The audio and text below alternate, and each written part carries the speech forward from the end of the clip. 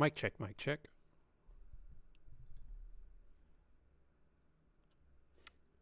Mic check, mic. Alrighty.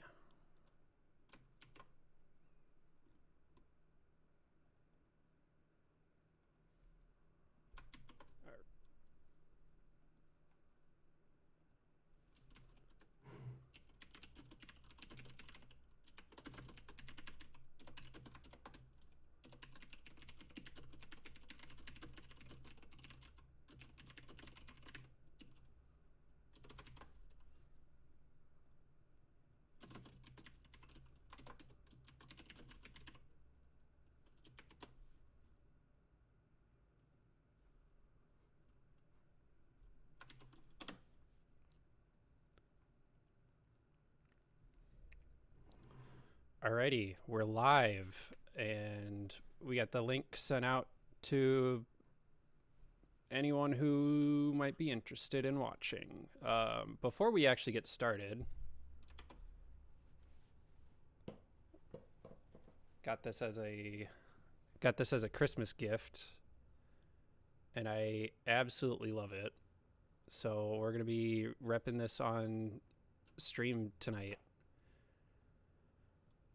So where we last left off for this, we got to the reception here. The first part of the stream, we figured out what clips we actually wanted to use and how we wanted to structure it, picked out the music, and then I think we got as far as the ceremony. And then in the second stream, I believe we went from ceremony up until the reception, or maybe we were a little.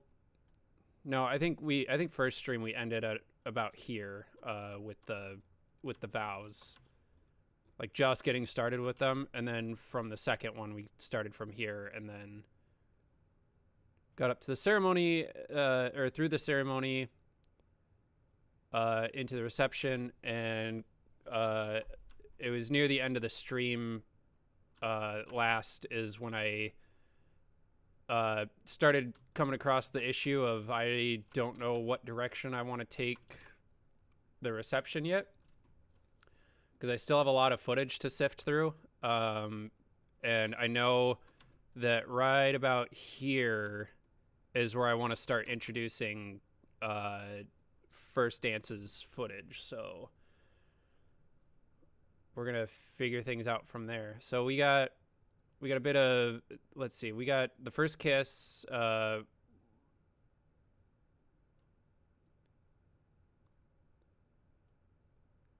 Actually, let's kind of prolong this a little bit. I really like this clip here.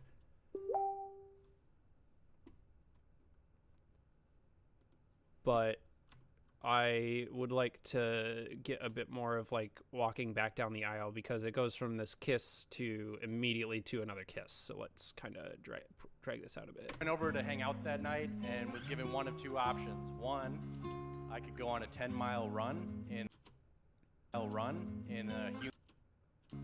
I could go on a 10. So maybe go to about here. And then, whoops. I know that the rest of walking down the aisle is connected to this clip, so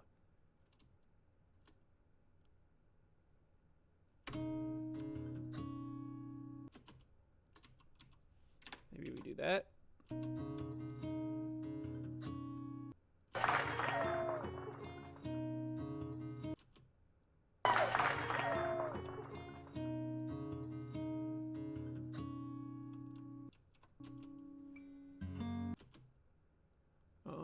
Here, let's actually, yeah, let's get this clip started on this guitar strum here. Yeah, because that still gives enough breathing room for them to do their little cheer. And we can kind of prolong this a little bit.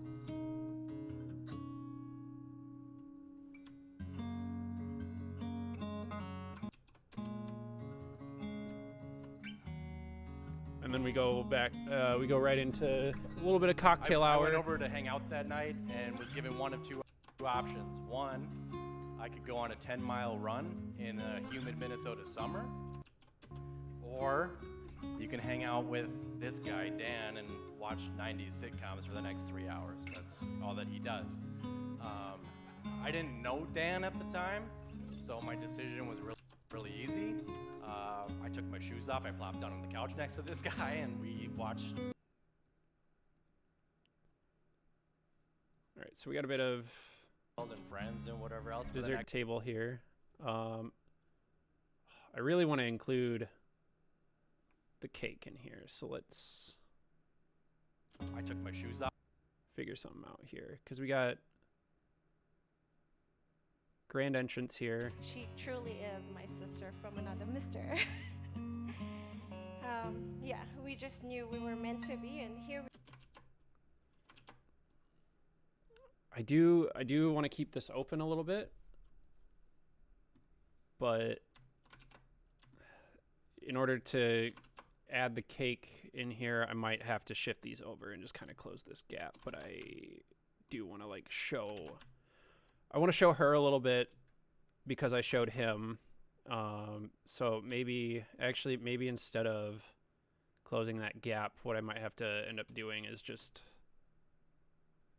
cut something from here.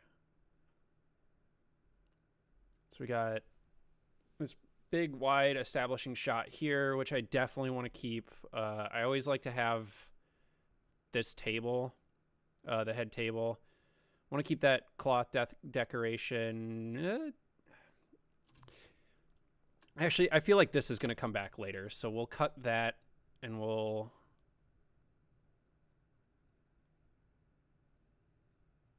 let's do that, and then we'll put the cake right in this gap here.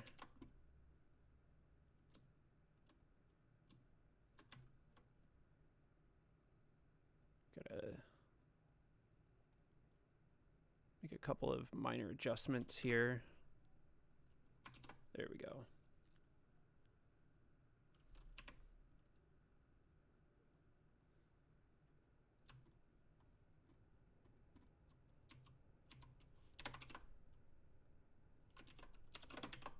I took my shoes off, I plopped down on the couch next to this guy, and we watched Seinfeld and Friends and whatever else for the next 3 hours. It became Boom. I think that's an improvement.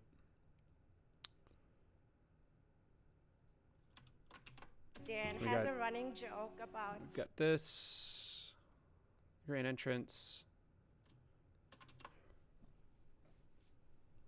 All right, so now we gotta figure out what we're gonna be doing next, because we've got the end of grand entrance here, and then people applauding. And actually, I'm gonna refer back to my notes on the wedding day.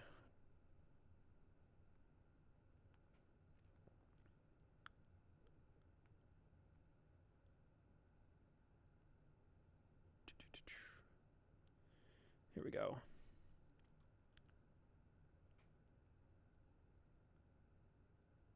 Okay, so they did their grand entrance, they did a wedding speech or a welcome speech, and then there was the scarf ceremony, which we definitely want to include.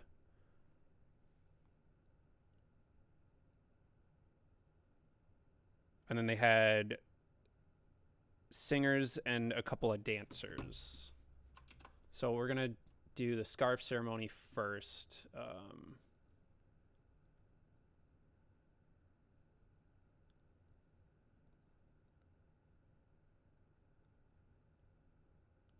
So we're gonna incorporate a little bit of this here.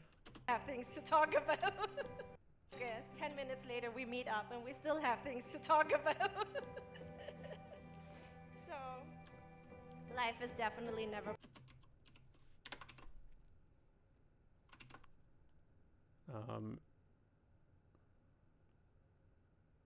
And I know this is a different person, but Definitely never boring with you. Life is definitely never boring with you.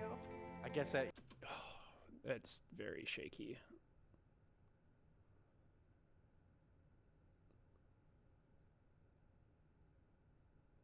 see. Nope, I don't have anyone else bowing at this in this shot. So Life is definitely never.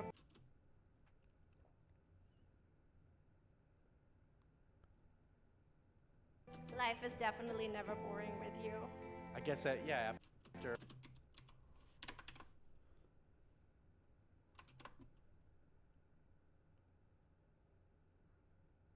So we'll get that there. And then the next part is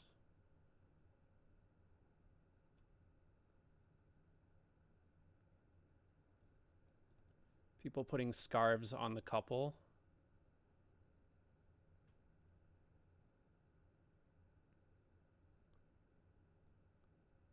There we go. So let's use this clip here. You guys met, there was some back and forth, and I think as was mentioned in your ceremony, you met. Actually, I could probably trim that just a smidge more. Yeah, after you guys met, there was some back and forth, and I think.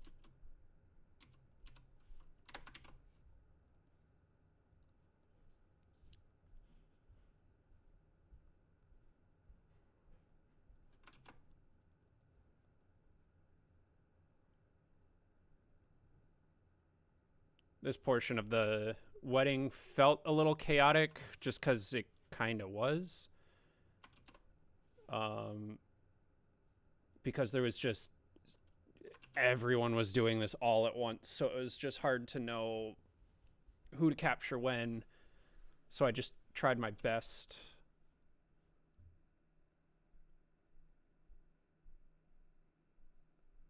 There was some back and forth, and I think as was mentioned in your ceremony, you met for your first date at Black Coffee and With you. Definitely never boring with you. Life is definitely never boring. Let's try and tighten this up to the music a little bit better. Life is definitely never boring with you.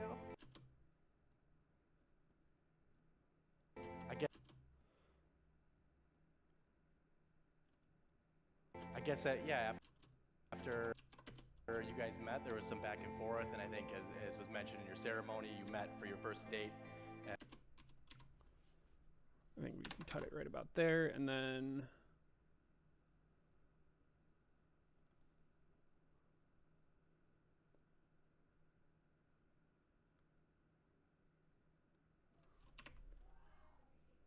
there we go. At Black Coffee and Waffle Bar.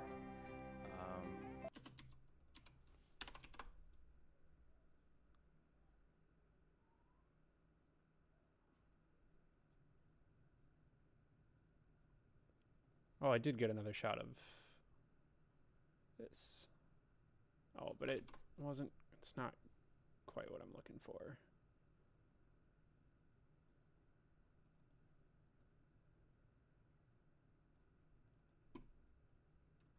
A lot of these clips are going to be cut. That's okay though.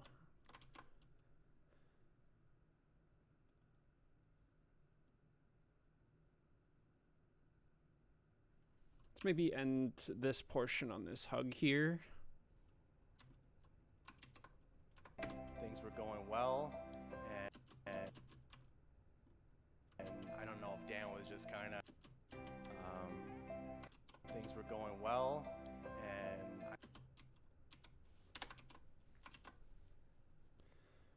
all right, so then we kind of start getting into a little bit of build up with the music. We've got,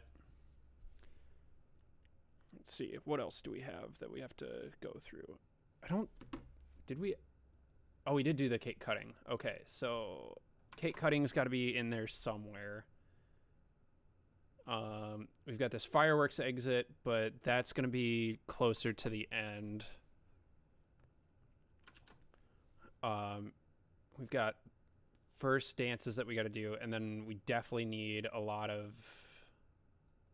we need some of this dancing here.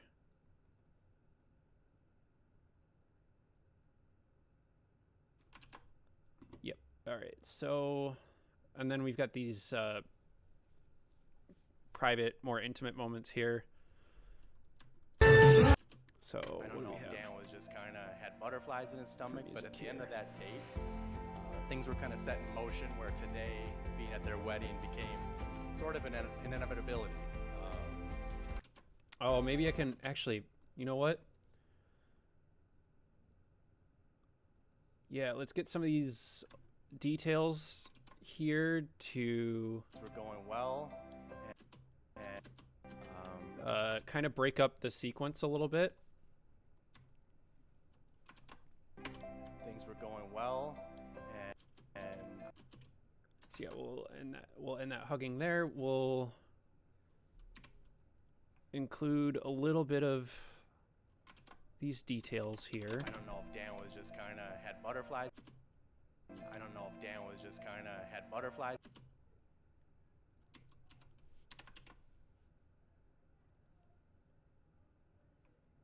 There we go. Butterflies in his stomach, but at the end of that date, And he's talking about, so he's talking about them. things were kind of set in motion where today, being at their wedding, became Yeah, he's talking about them and their relationship. So maybe from here, let's cut to this private moment with them. We've got this nice shot of them just walking into the ceremony space.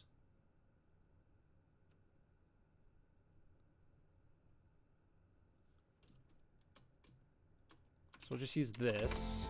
things were kind of set in motion where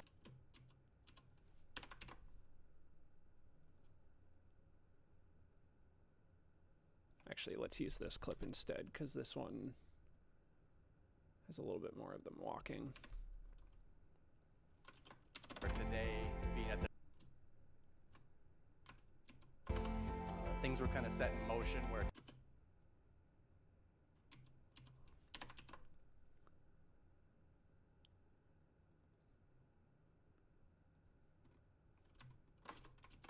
And I want to know if I overused any of the ceremony details here. All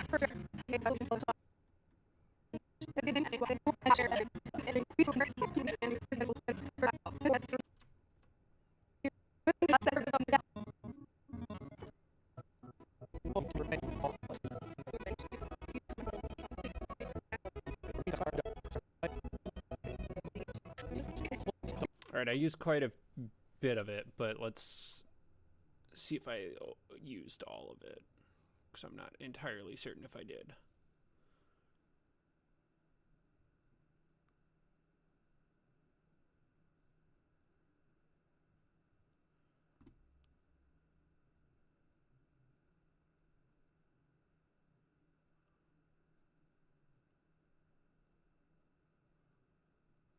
Okay, I did not use all of it, so we can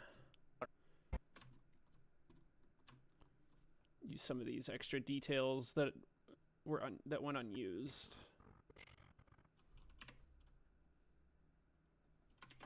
today, set in motion where today, being at their wedding, became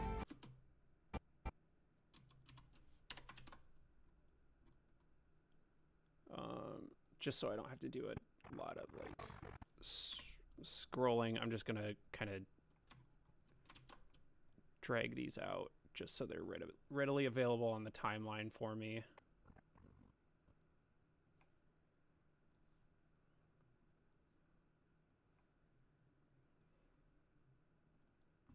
That one's used, that one's okay, so I think we're good there.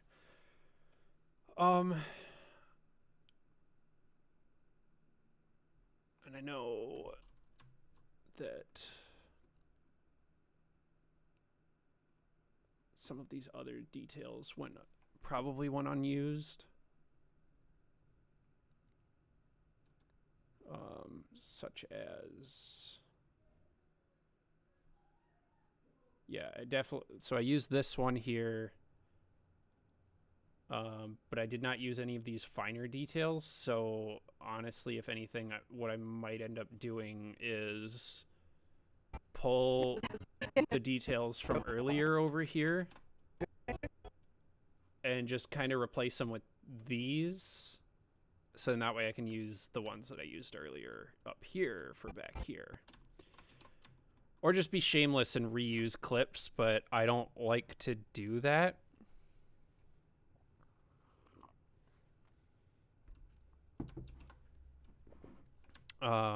Just a personal philosophy of mine. I'm not sure what other wedding videographers do, but that's just a me thing, honestly. So let's frame this.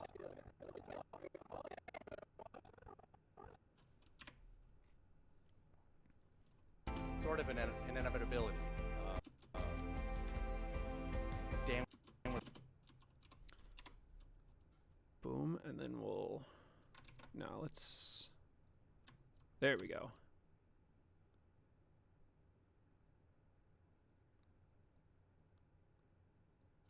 Was leaving that day. Whoops. Shoot. All right, there we go. Date. Just kind of absent-mindedly stepped out.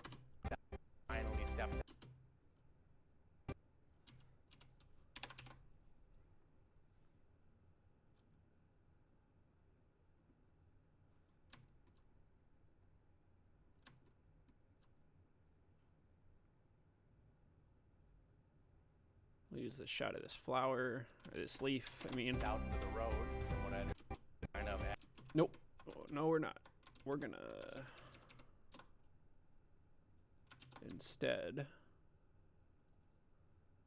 We've got this very cute private dance together. So let's grab this one. Absent-mindedly stepped out into the road, from what I understand, and feels a tug back. I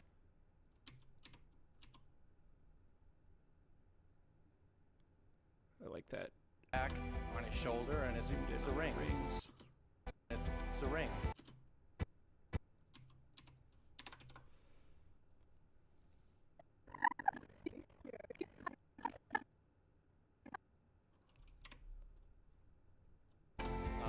Making sure that he didn't get hit by a car that day.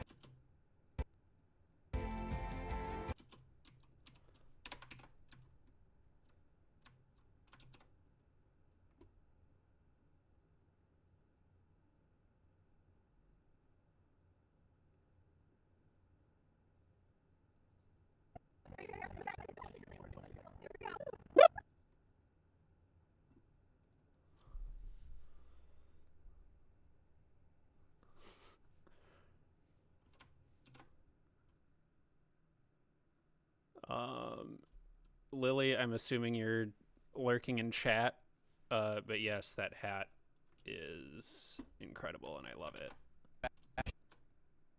Shoulder, and it's Sering. Back on his shoulder, and it's Sering. Making sure that he didn't get hit by a car that day. Literally saved his life.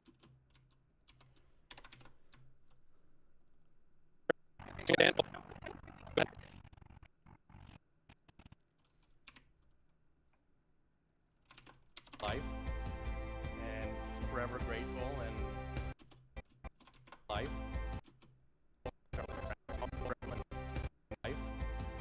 And forever grateful, and now I think he's in charge of all the household chores now that you're married.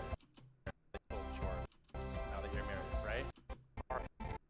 A car that day. Kind of want to show that the end of that quote there, because it's the joke. Like I want to show him to just kind of punctuate that joke a little bit.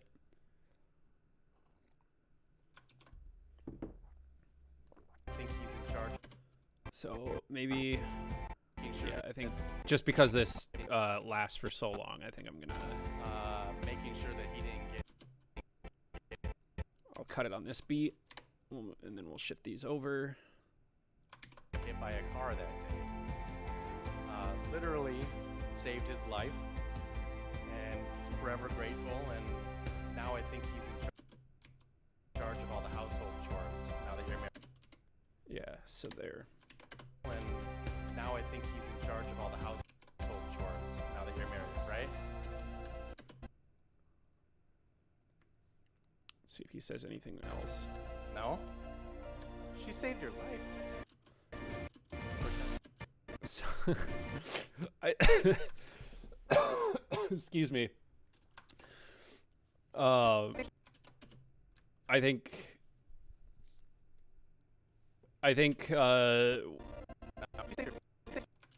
we'll end there because the ending is just perfect on this build up here. Your life.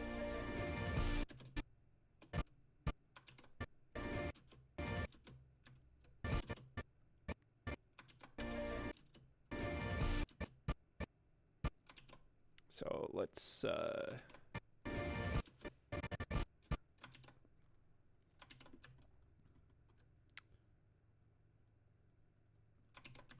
alrighty, and then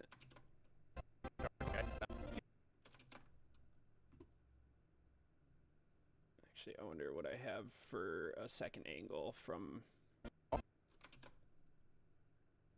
that.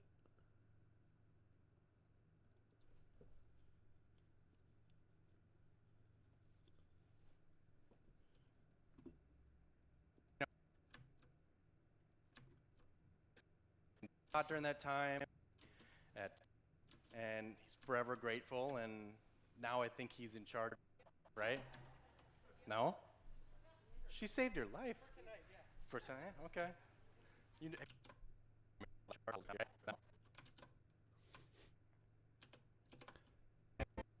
Not as much of a reaction as I was kind of hoping for. I was kind of hoping that he'd laugh.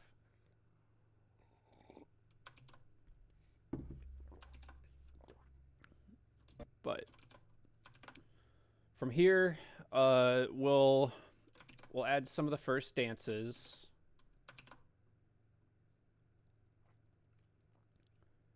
And some of the Tibetan dances here, and then we'll do this. We'll end on the sparkler send-off.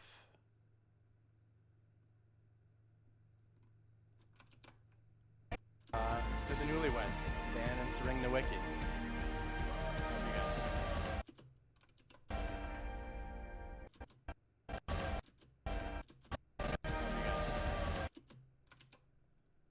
Boom, there, and then let's find this sparkler send-off here.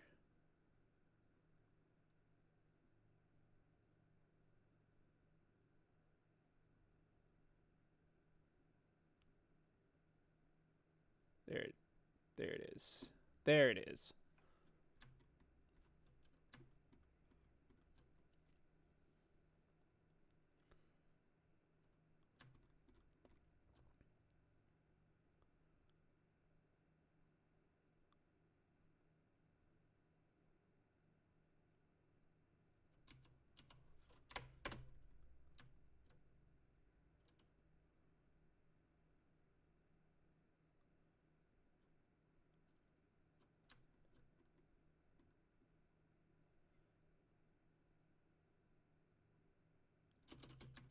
Got sparklers up in the air.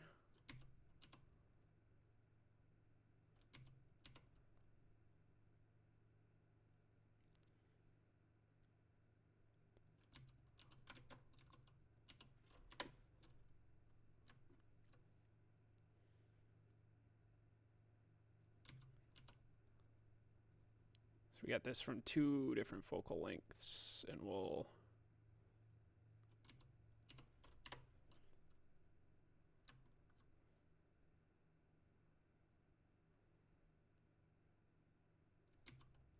all right.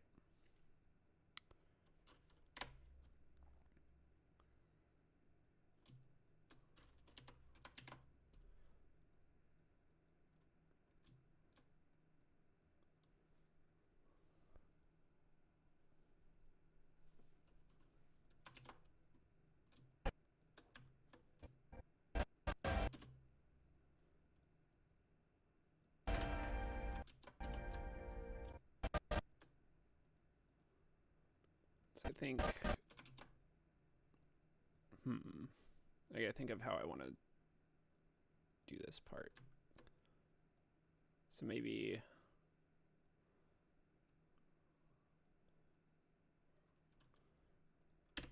make a marker right here just so I don't lose my place.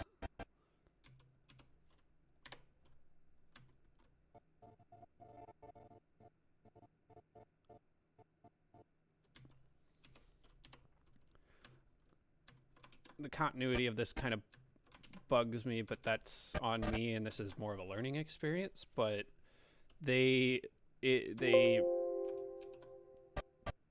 so she's got her arms wrapped around him for the kiss, for the close-up, but then for this one she does not. So I think for future videos, we'll chalk this up as a learning experience and learn to direct them a little bit better. But what I want to do here, is Ring the wicket. Let's ring the wicket.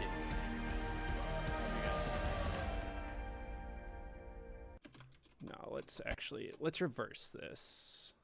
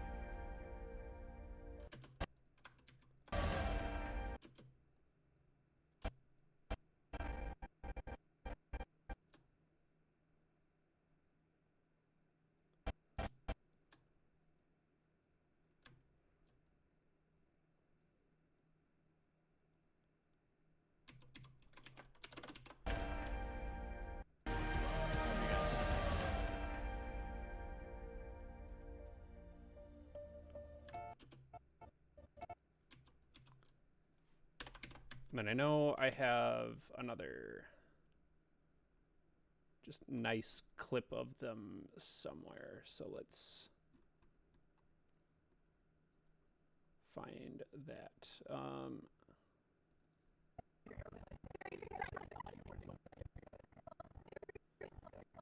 Yeah, I think we'll end on this clip here because I definitely did not use this one later or earlier.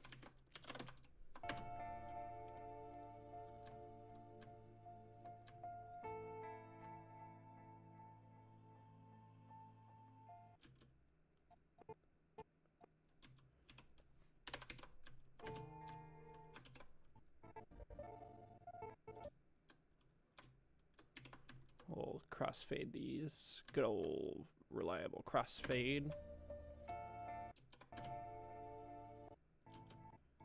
And I'll add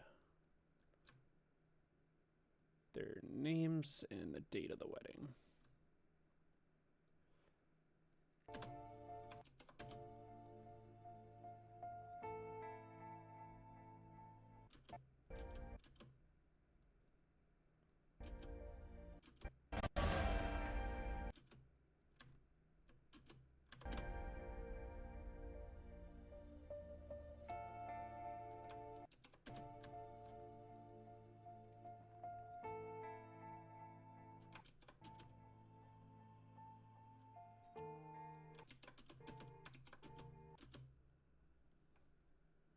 And then we'll look for my logo here. Unless I put it in here somewhere. I don't think I did. Nope, I did not. So it's something I've got to track down.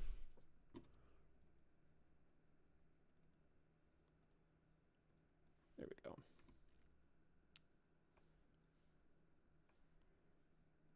We'll just plop it right here.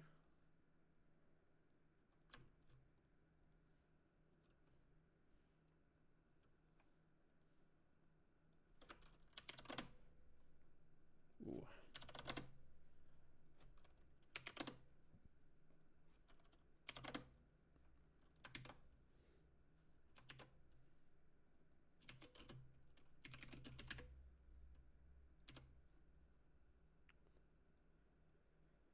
And then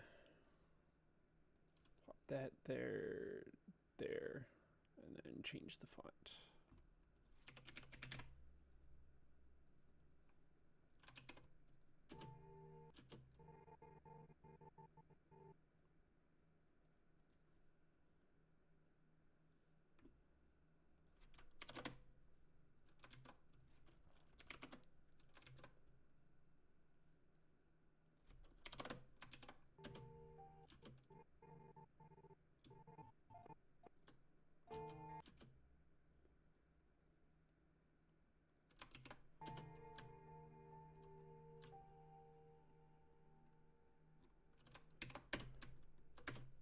All right, cool. And then now all we got to do is fill the rest of this with dance footage. Whoops.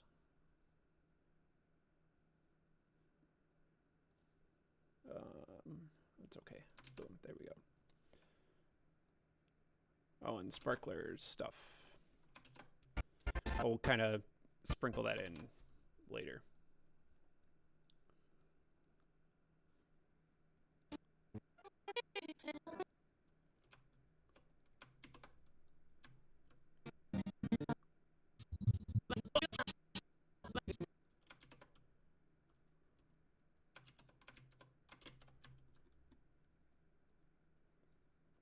So let's find some nice clips of the first dance. Get them entering.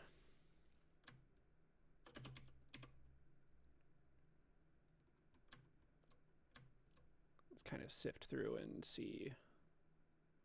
Oh, there's a nice little spin there.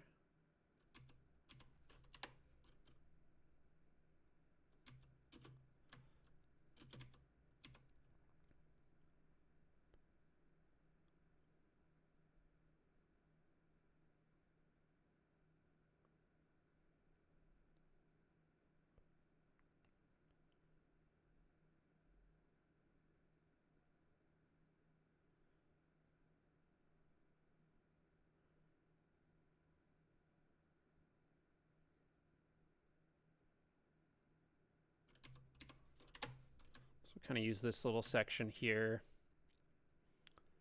with the light in the background. There's a twirl that I just on camera just could not quite see.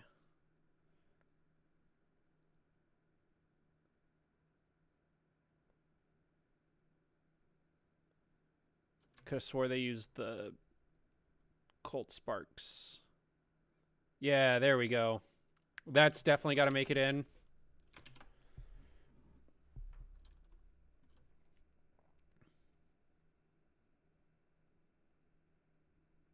Oh, what a shot.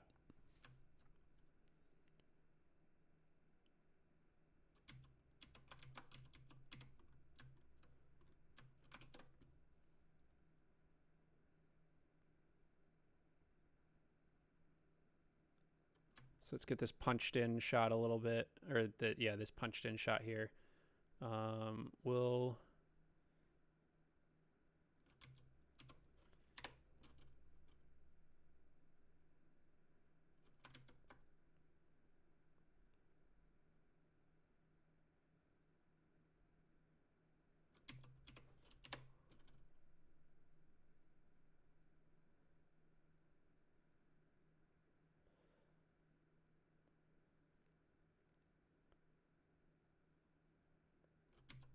Ooh, there we go.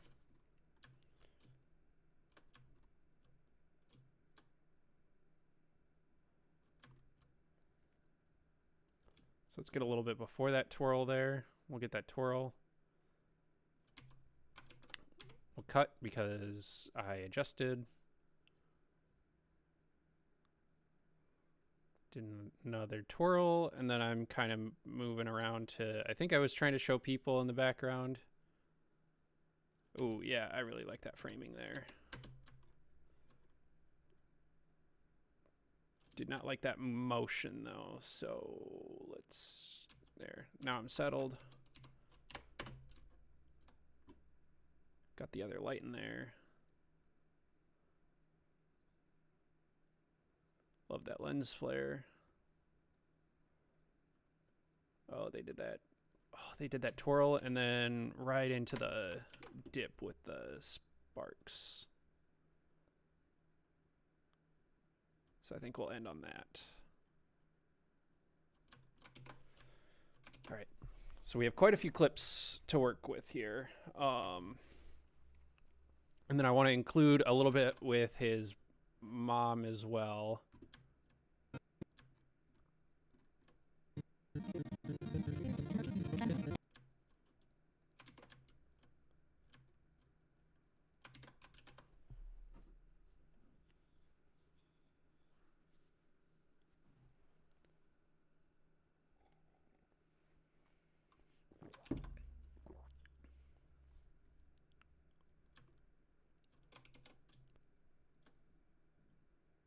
So let's just get a couple quick ones.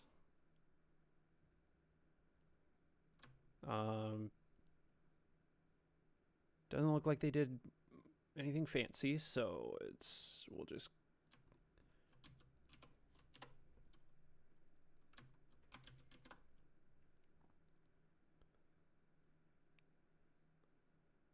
oh yeah, because I was trying to crop out the photographer there.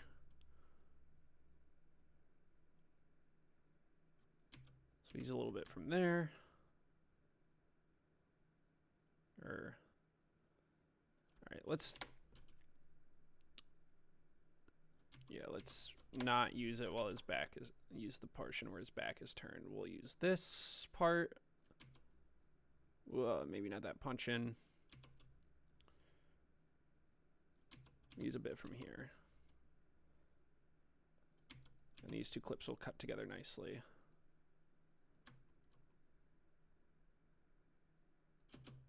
Let's definitely get some of this with people in the background.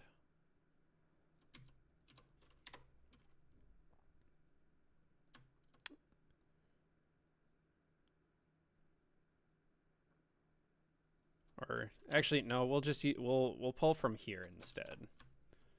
Because I like these compositions, or I like this composition more than I like that one, because over here all you see is empty wall, and then over here you just have people. So we'll excuse me, we'll pull from here. We'll get a little bit of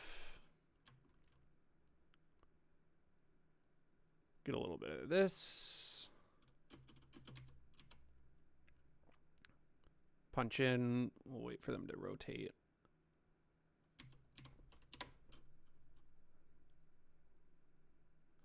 And we'll get that. We use those two clips from with his mom, and then I think we'll close out first dances from there. Let's get a little bit of these Tibetan dances.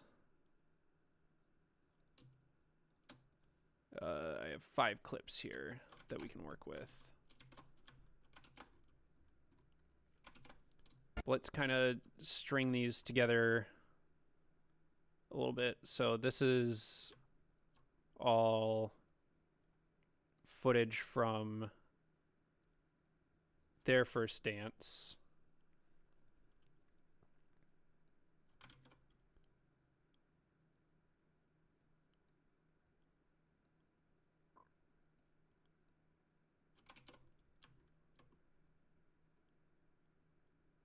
So we'll drag these up here. Oh, I definitely don't need this clip anymore.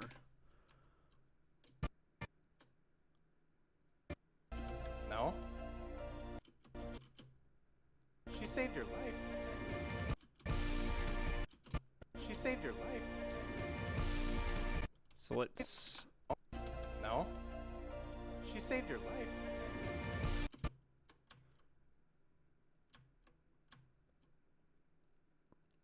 Let's cut to a wider angle. No, I know I have a wider angle in that. Nope, that's super tight. There we go. That's kind of what I'm looking for.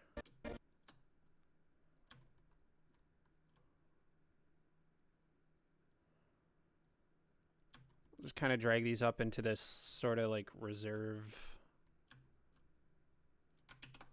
track. She saved your life.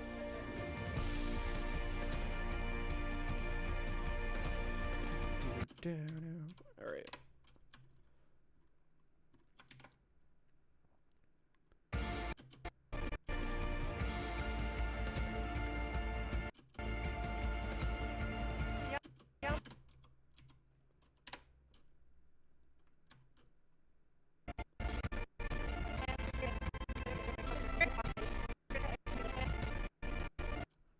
Maybe we don't have to use that one.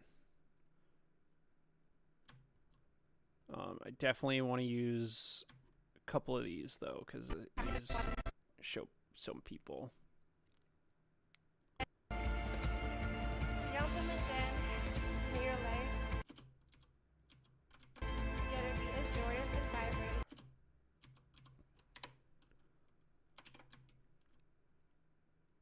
Youngsters laughter together be as joyous as laughter and as enduring as the bond between Youngsters and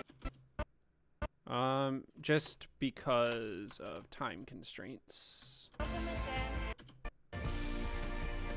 2, 3, 1, maybe 2, 3, 1, 2,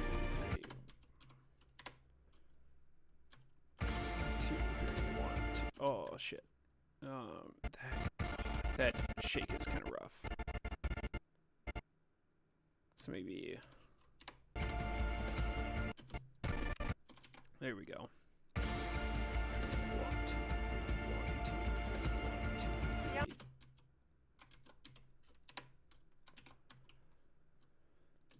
All right, and then we'll pull these clips of him and his mom.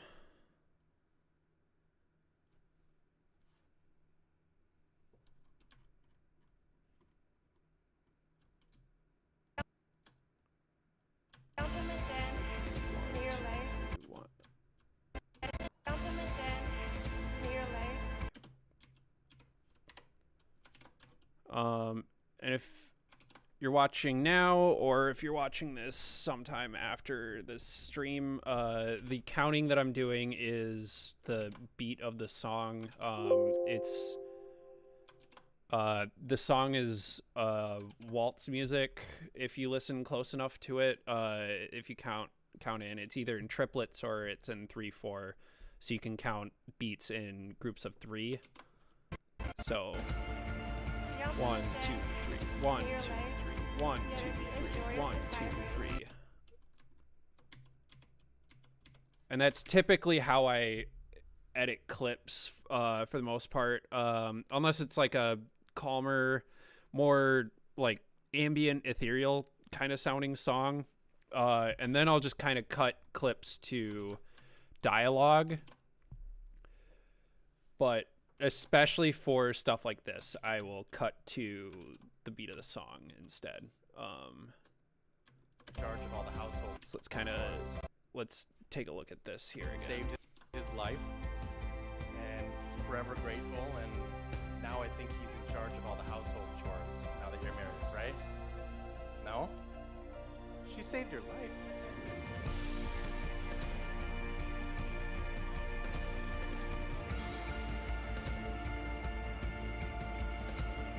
The ultimate then, may your life together be as joyous and vibrant. And I think so. My autofocus did this fun thing where it latched onto the sparks. Actually, I don't know if that was my autofocus or if that was intentional, but because it's out of focus, I think what I'm gonna do here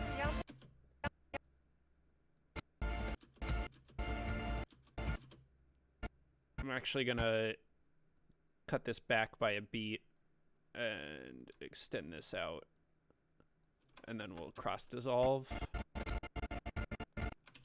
and then we'll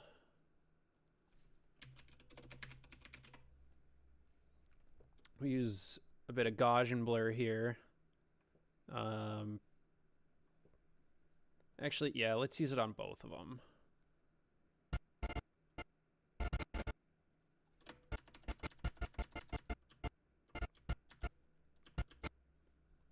We'll hardness there, and then let's set this to 100. What was this?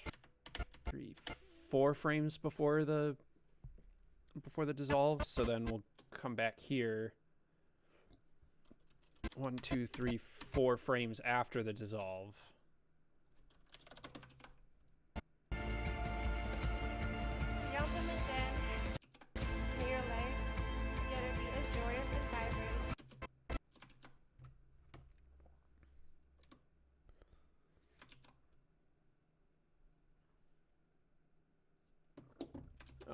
And then Youngest laugh.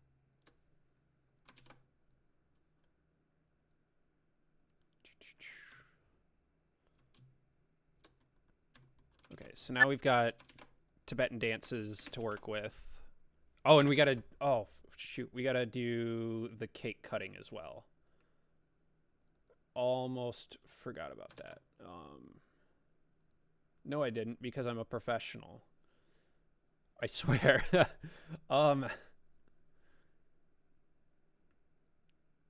So let's find the cake cutting here.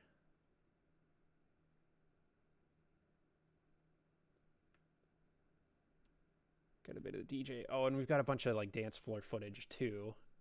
Definitely going to include a clip of this couple because they were a previous client of mine. And they're just so cute.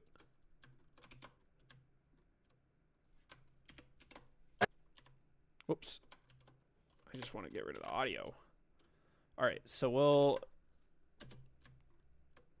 have this. Let's cut the beginning off here.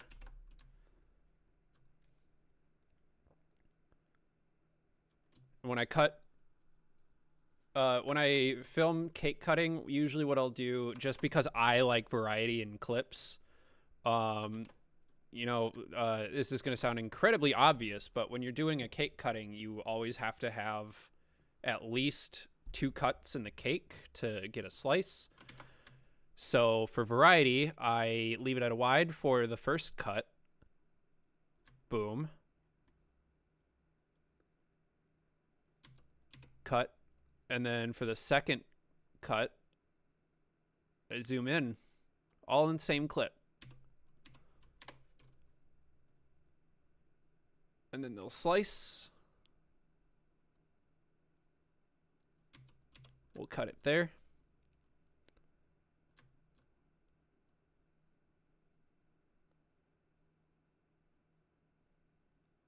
Then they'll dish up.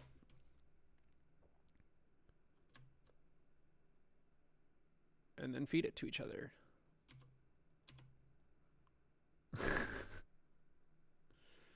Will never not be funny.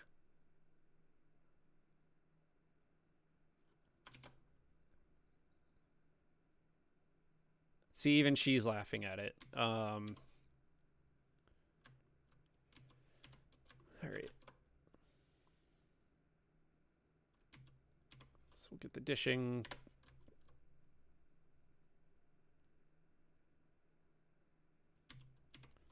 All right. Not all of that is... I doubt all of that will make it into the final cut here, but, I mean, we'll see. We have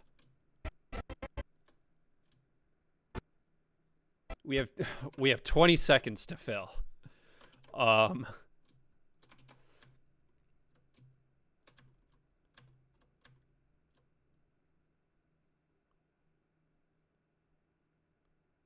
So let's get this in here. I feel like this stuff is a little bit more important than trying to fit the cake cutting in there.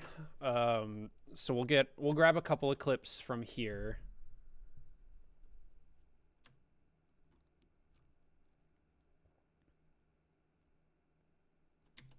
So we use this kind of wider shot.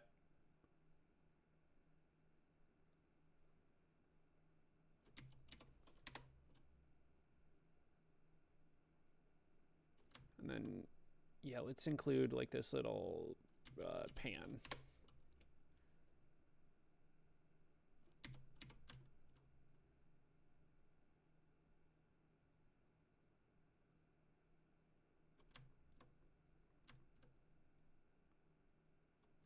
Let's get some of this in here.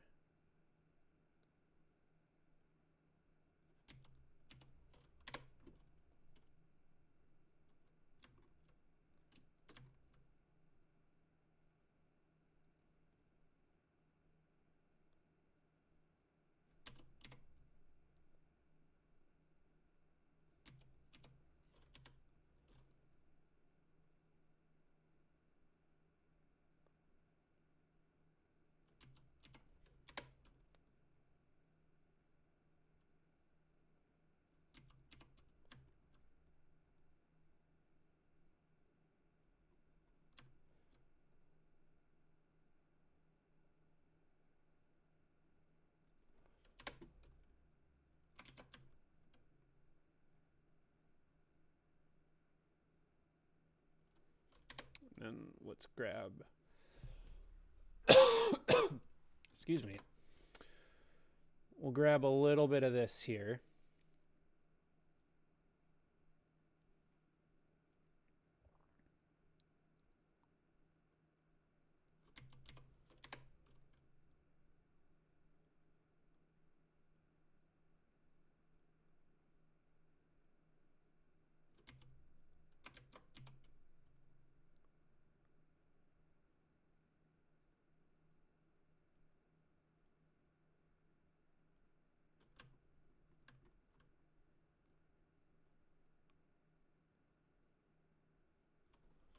There's just so much in here that it's hard to know what all to actually include. So we're trying our best here.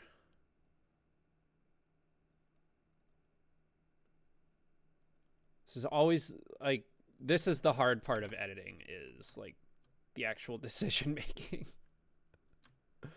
I know, like I had a chatter come in here the other day. I think it was on the first stream, and say that editing is very hard.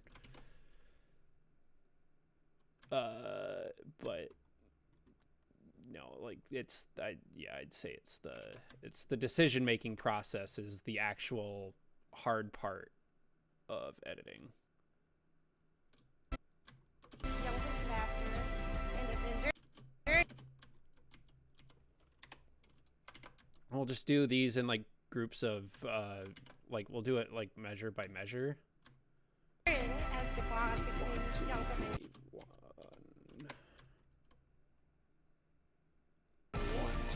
here's to a lifetime of Maybe this one. No, sorry. Groups of 2 measures. happiness. 1, 2, 3. Whoops. 1, 2, 3. With that, 2, 3.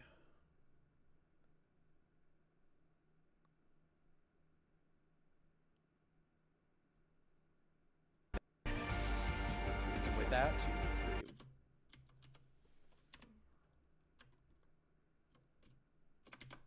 And then let's try and get a bit of the cake cutting in here. with that, ladies and gentlemen, please raise your glass. Ladies and gentlemen, please raise your glass. Or ice cream. Whoop. Actually, let's get the actual motion of them cutting the cake and before we actually cut the clip. Okay. Ladies and gentlemen, please raise your glass.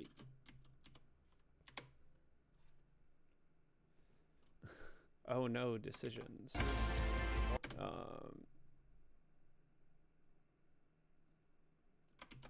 Please raise your glasses. Or ice cream, I guess.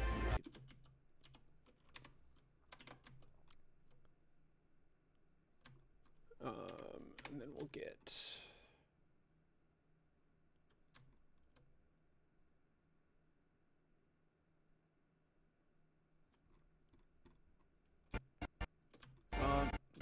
you know what? No, we're not gonna include the tighter shot of that. We're gonna do, in fact,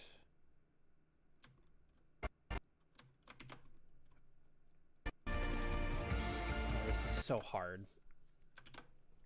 Please raise your glasses.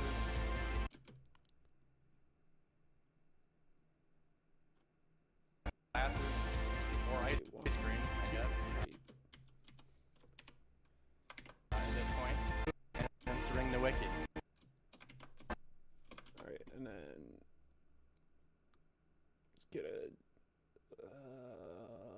let's get some dance floor footage.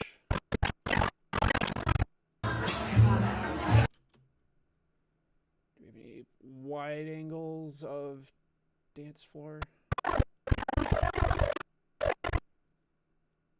Specifically wide angles with the couple in it?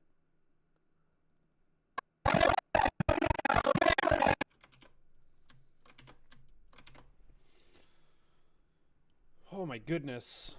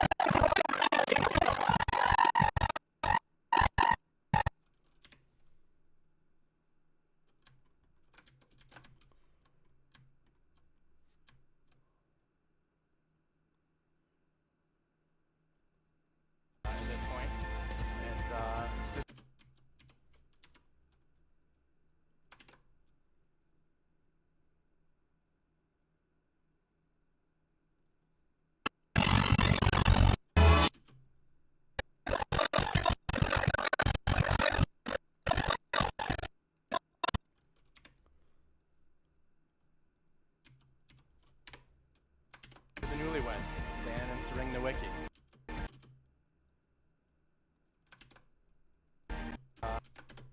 To the newlyweds, Dan and ring the wicket.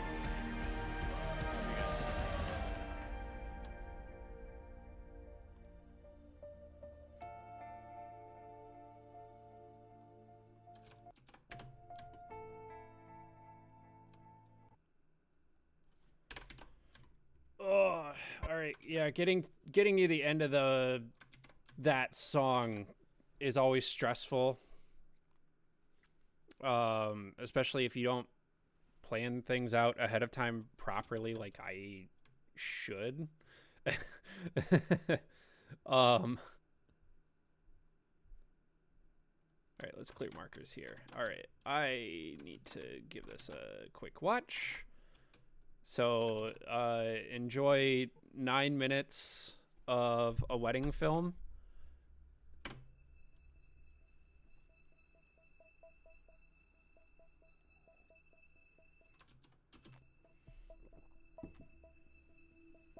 Youngdom is just the kind of friend everyone wishes for.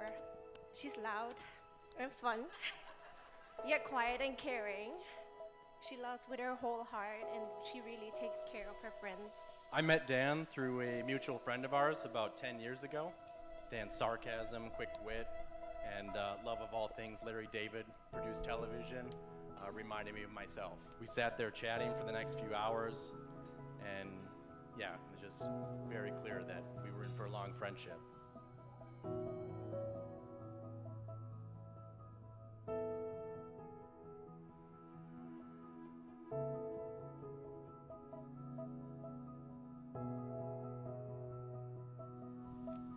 To my beautiful bride, I stand before you today the luckiest man on earth.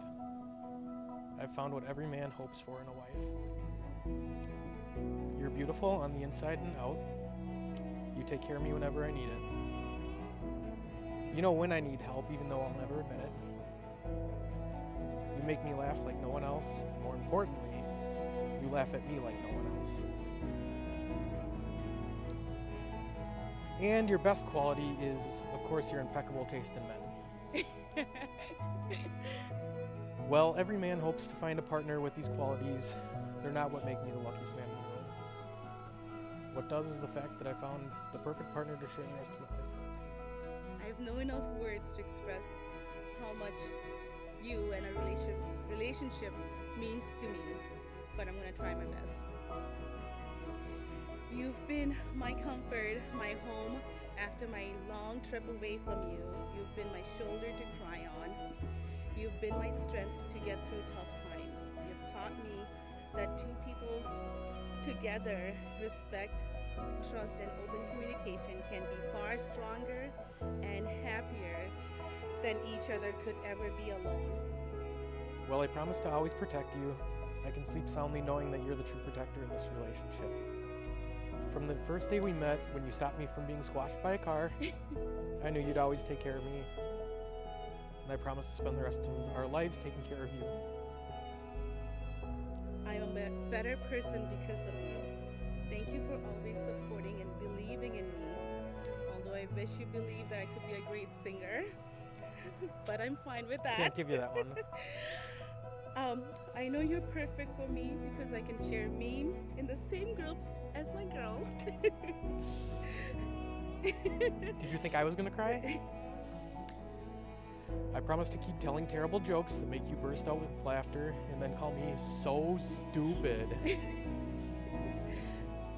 I promise not only to enjoy the good times, but to hold your hand through the tough ones. I vow to never take our love for granted. There will be times when this vow is easy, but in the times that it's not, I'll try even harder, knowing that's when we'll need it the most. And as a wise woman named Phoebe once said, lobsters fall in love, made for life, walk around in their tank holding their claws. And I'm glad I found my lobster. Did not expect you to cry this much. Well, I started these vows as the self-proclaimed luckiest man on earth. I promise to spend the rest of my life trying to make you the luckiest woman. I love you forever. Oh my God.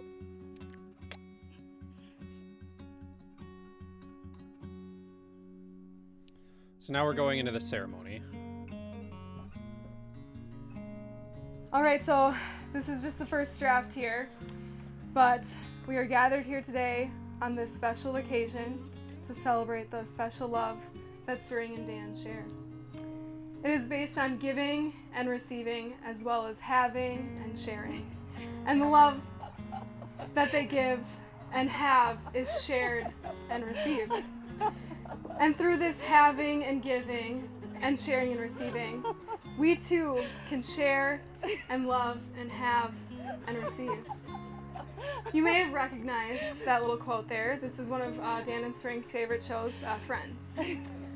From those first date jitters at the local black coffee and waffle bar, to countless adventures, I'm gonna have to memories, clean up that and like always, some tough bit of the times as ceremony well. a little bit. From this day forward, Dan, you get to embrace Sering's Temu and shopping addictions, if you haven't already. And Sering, you get to plug your ears to that music Dan likes to rock out to. Sering, I know this feeling all too well. With the rings exchanged and nothing left to be said, by the power vested in me by the state of Minnesota and the Universal Life Church, I now pronounce you husband and wife. Dan, you may kiss your beautiful bride.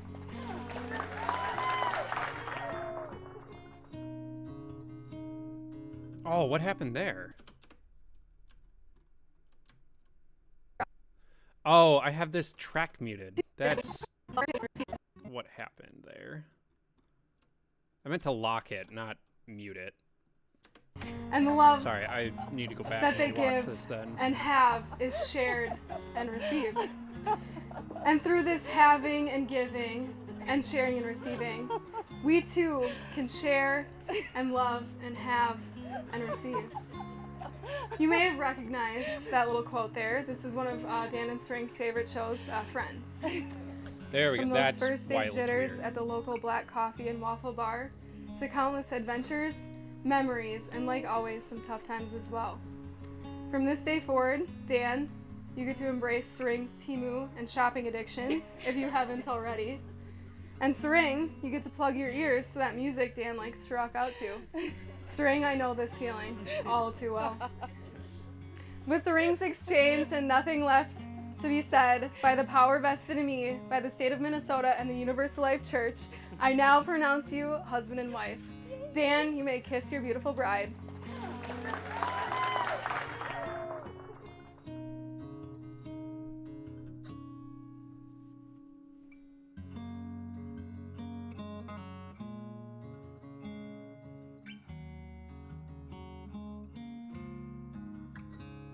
I went over to hang out that night and was given one of two options. One, I could go on a 10-mile run in a humid Minnesota summer, or you can hang out with this guy, Dan, and watch 90s sitcoms for the next 3 hours. That's all that he does.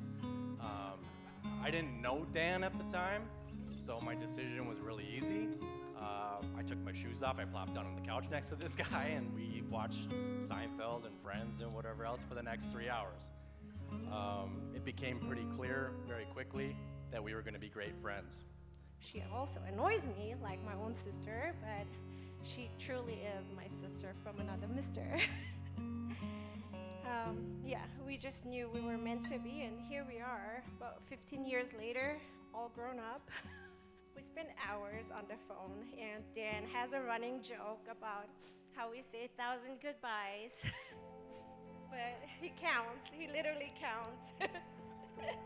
But it doesn't bother us, we keep going.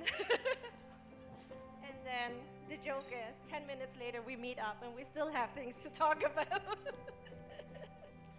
So, life is definitely never boring with you. I guess that, yeah, after you guys met, there was some back and forth, and I think as was mentioned in your ceremony, you met for your first date at Black Coffee and Waffle Bar. Things were going well, and I don't know if Dan was just kind of had butterflies in his stomach, but at the end of that date, things were kind of set in motion where today, being at their wedding, became sort of an inevitability. Dan was leaving that date, just kind of absent-mindedly stepped out into the road, from what I understand, and feels a tug back on his shoulder, and it's Sering, making sure that he didn't get hit by a car that day. Literally saved his life, and he's forever grateful, and now I think he's in charge of all the household chores now that you're married, right? No? She saved your life.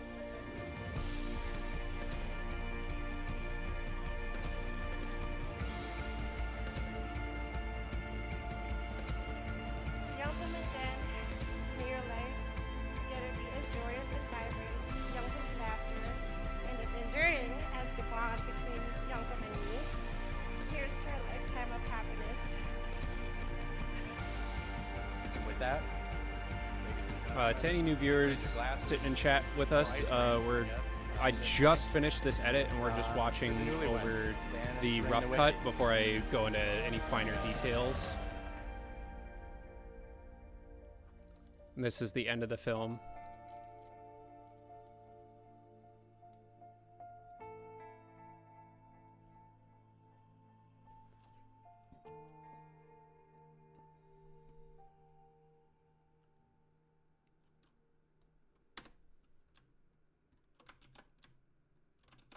Awesome.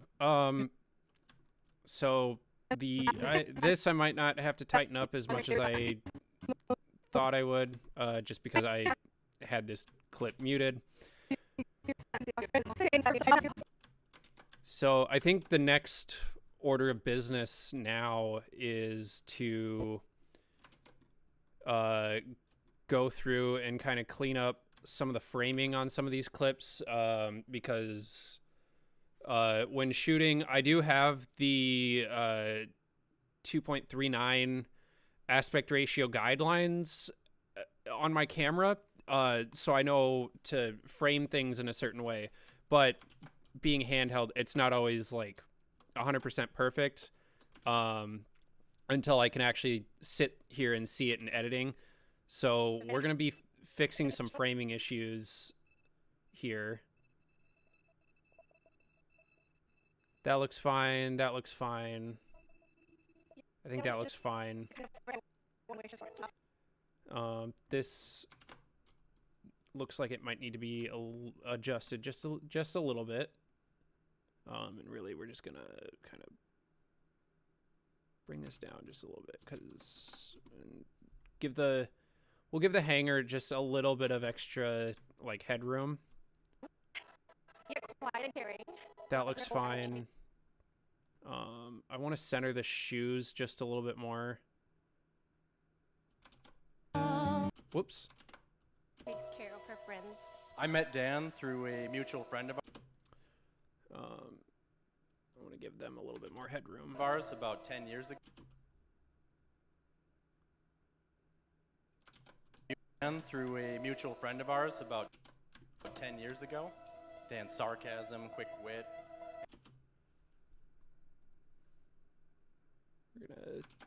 We're gonna bring the tie back in just a little bit more. Let's take away a little bit of headroom from this one. That looks fine. That looks fine. This one definitely needs some more headroom. Because I want to show, yeah, like it's cutting off like the, it's cutting off the hangers entirely. So I want to show the hangers just a little bit more.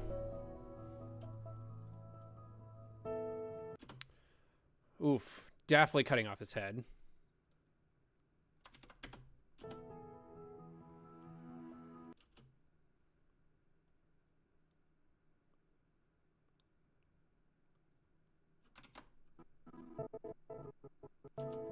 That looks fine. That looks fine. Let's maybe put it there. That looks fine.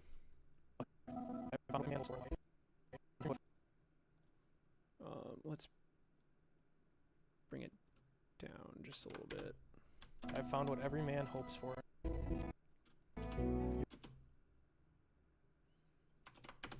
You're beautiful on the inside and out. Give the bride just a little bit more headroom right there. Let's center his hands just a little bit.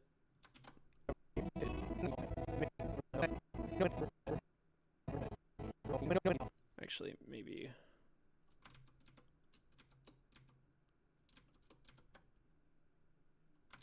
No, I think where I had it is fine. Definitely need to give her a little bit of headroom in the mirror. Let's give him just a tiny bit more headroom, maybe. Or actually, no, I think that's fine. Harry definitely needs a tiny bit more. I have no enough words to express things to me, but I'm gonna. That looks fine. That looks good. That looks fine. I'm just no, maybe let's let the shoe, like the tip of the shoe, breathe a little bit more.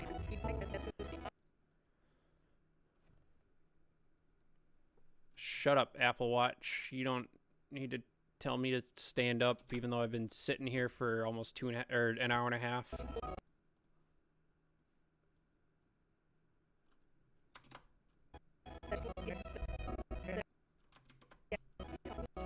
Together, respect. No, we'll leave that one alone. Can be far stronger. Leave that one alone. That looks fine. That looks fine. She definitely needs more headroom. Just don't want the top of her head to get cut off.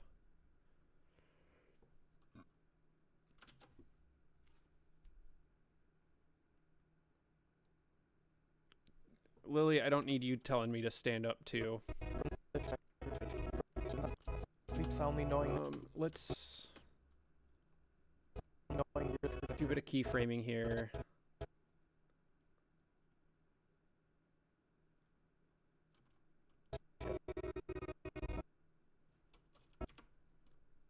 Just real subtle movements. I can sleep soundly knowing that you're the true protector in this relationship. Just to keep her head a little bit more level. We'll leave this one. We met, when you stopped, I think that looks fine. He needs a bit more headroom.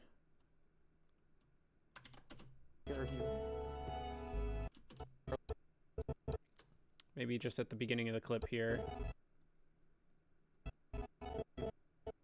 So we'll do a bit of keyframing here.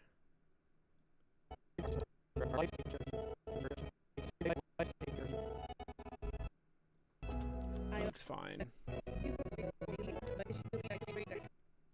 That looks fine. That looks fine. Good, good. That looks fine. Fine. Let's take a little bit of headroom out of here. Good.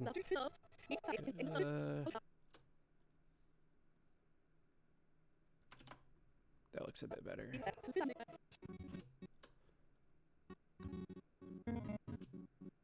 And I want to stress importance while I'm doing this, that getting your framing right in camera helps a lot. Like, I'm just doing very, very subtle adjustments here, and it's really only because of the letterbox up here. Because, like, you know, if I were to deliver it like this, it'd probably be fine, but I do really like the widescreen letterbox. As much as I hate this word, it does give it almost this like extra like little bit of cinematic look to it, or the maybe the word I should use is theatrical, because this is the aspect ratio that a lot of theaters project their films in. So when people say like, oh, it looks cinematic, I think what they mean is like it looks more aligned or more akin to what you would see in a movie theater. Even though this is literally just a web video and something that's going to like maybe exist on their phones and like a hard drive. It's this is more of just a creative decision on my part. Hey man, just wanted to say I appreciate this live stream. I'm new to Premiere, so this is very useful. Hey, thanks, Armor. I'm glad that this is helpful. If you have any like Premiere specific questions to ask, or like if you see anything that I'm doing that you have like that you want to know more about, please absolutely let me know, and I'll be happy to answer any questions you might have.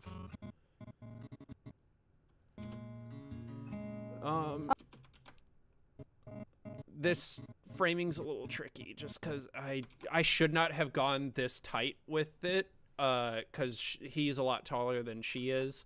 So, Alright, so this is just I think this framing, like this one, I should not really touch it, just because it bobs up and down quite a bit. I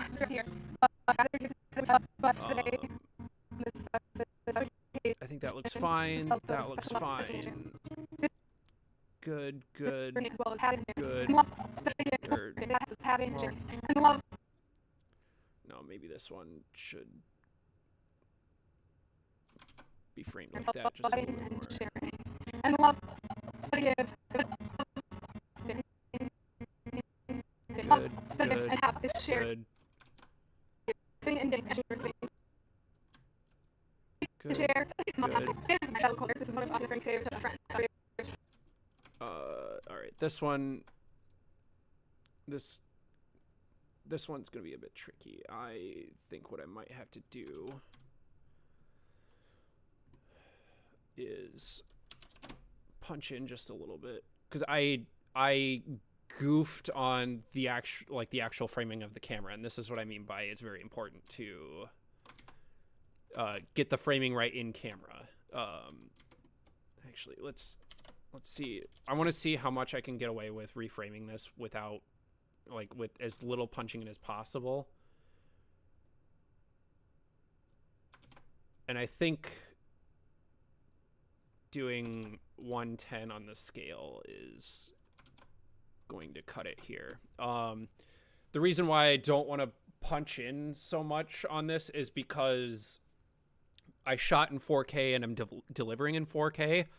If I shot in 4K and was delivering in 1080p, it'd be a different story. I'd be able to punch in about like 50%, I think, or maybe even like yeah, I'd be able to punch in about 50%. But just with shooting it this way, shooting and delivering it in 4K, both, you start to lose resolution once you start punching in. But I think 110 is just enough to get me by and be able to center them back up, because otherwise we're looking at a framing like this, and that they're clearly like off to the left. They're there's a little too much headroom in the framing, so we're going to copy these settings and punch in like that, and then we'll plop it in like that as well. And I think that's good for now. Let's also cross-reference it with the wide angle, which I think the wide angle needs to come down just a little bit. And granted, to be fair, I did have this a little bit off to the left of the center aisle, and that was more so that it wasn't directly in the way of the photographers, because I don't like being in their way. Same with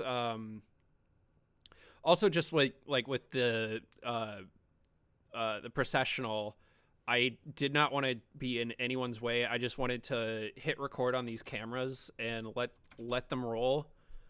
So that way I could have my roamer and just not have to worry about these two cameras here. And as you can see in this framing here, there they are. As you can see here, I have two cameras literally just sitting right on top of each other.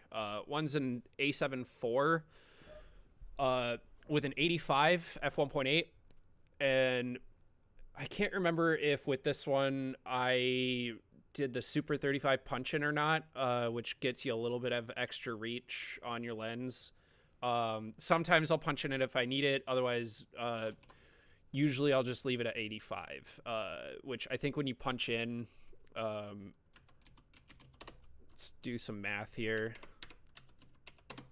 Yeah, it punches into almost 130 millimeters. But then the ZV-1 that's sitting right on top of it, it's a much smaller camera, but that one I have the lens just zoomed all the way out, and I'll like stop down the aperture usually, because even in broad daylight, the ND filter doesn't the ND filter isn't powerful enough to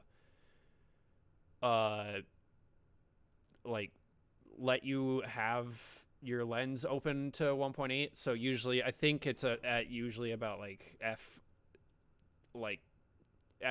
anywhere from f7 to f11.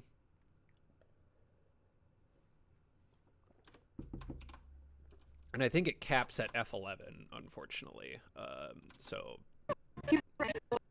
sometimes I even have to compensate by all the way closed ND filter and increase the shutter speed just a little bit, just so that it's properly exposed. I am definitely going to have to do a bit of color correction on all this footage, though. That looks good. Sorry, I got distracted, and now I gotta finish doing my reframings here. That looks fine. Good. I'm annoyed with myself on this one. So let's punch in just a little bit and then rotate it.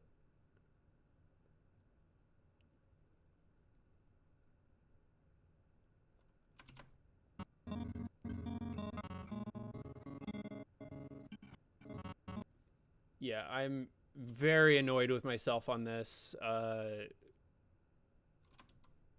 because, yeah, as you can see,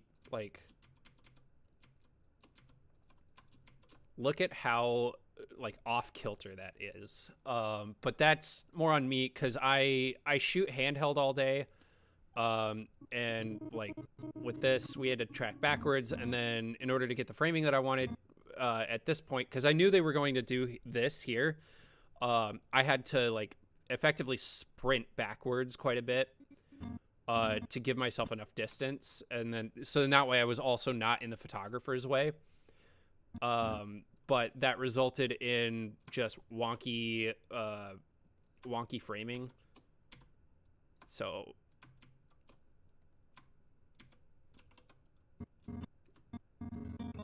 that's why we have this here.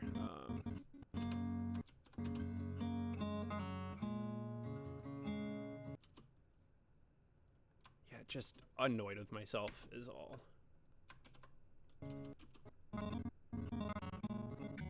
But what do you do? You learn from it. That's what you do. Good. Fine. Let's show a little bit more of the door on this one. Or I don't know, maybe. We'll do that. Good.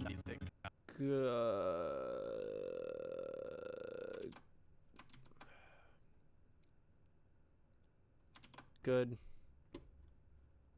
To any new viewers there that are in here, we are going through and just kind of, so we finished the cut, and now I'm going through and adjusting framing on certain clips to get them a little bit up to snuff on the aspect ratio that I'm actually delivering this in. Because when I'm shooting on the day, I do have the 23:9 aspect ratio, but or guidelines, but we're not like, it's not always perfect. So my studio was really easy. I took my shoes off. I found on the couch next to this guy, and we watched my There we go. Or no, yeah, we're gonna do that. Branson, whatever else. Good enough. Good. And here we Oh, that is so overexposed, but we'll fix that once we get to the color aspect of it. Good.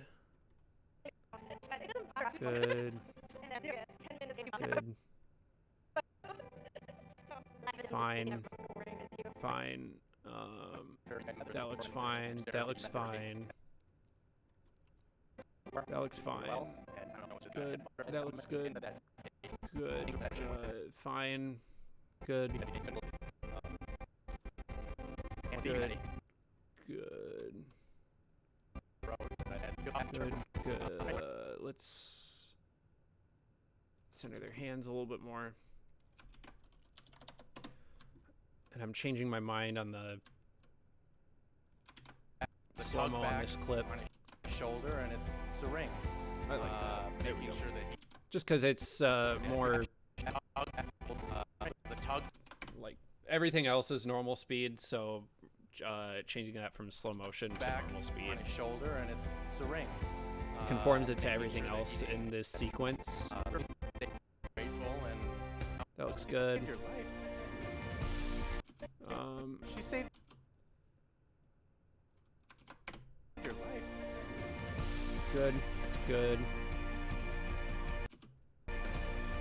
Good, because she's more of the focus of this framing. Good. the ultimate then, near life. Good. Together Good. joyous and vibrant, Young's laughter, and Good. the yearning God, that's as purple the as bond hell. between Young's and me. Here's to our lifetime Good. of happiness. It's this one we're gonna have to do some keyframing on. Happiness.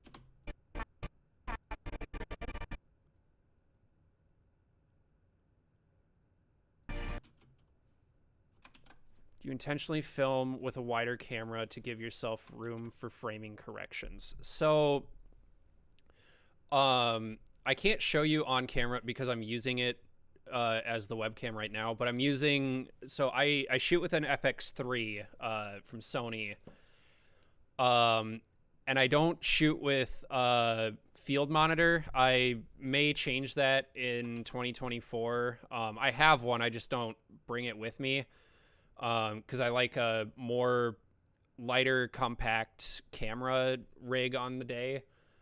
But I do have the 23 or the 2.39 guidelines on the camera along with my rule of thirds grid, and that helps me get close, but it's not always perfect. So like I'll often try and like get like I want to get as much information in the monitor as possible. So sometimes like shooting it like that with the 16:9 like full, how am I trying to say this, like, you know, seeing the full frame of what the camera is seeing, sometimes like you get stuff in like set up like in like outside of your delivery aspect ratio. Plus when I shoot with the grid is set up for 16:9 and not for 23 or 2.39 aspect ratio. So oftentimes like the framing that I have that looks good on the camera doesn't always translate well to the widescreen.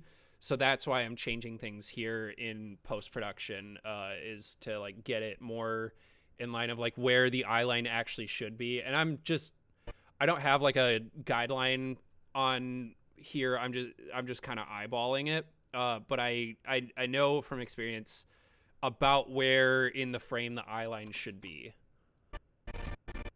and like about how much headroom they should have, which that looks like way too much. So we're gonna bring it down. Yeah, right about here. This is like this keyframe here is like, if I bring it down any further, like that's the edge of the frame. So I definitely just ended up cutting her head off, but that was a result of anticipating the framing for here, and then she came up and then was just out of frame, so then I had to adjust there.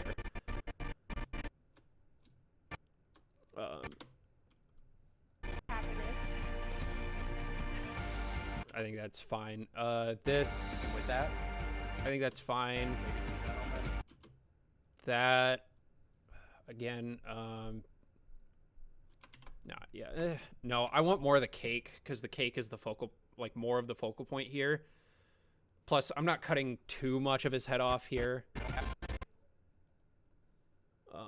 Let's adjust this so that I have a little bit more of his face in here. There we go. Because all the information in here that you need in this frame is in the frame.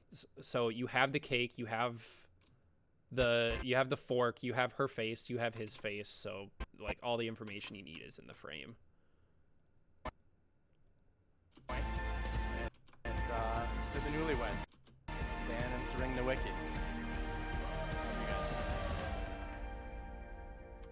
I think those are fine.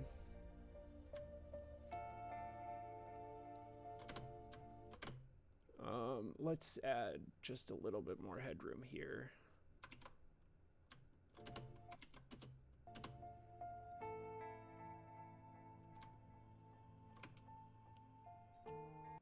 And I think that's good with the framings. So now what I'll do is I'm going to move on to color correction.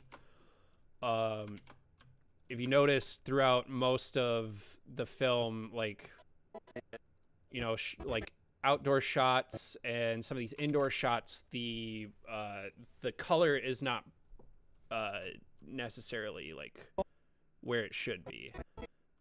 But thankfully, oh, and especially like down here in this, like in this tent, or this structure here, like this is a lot warmer than it really should be.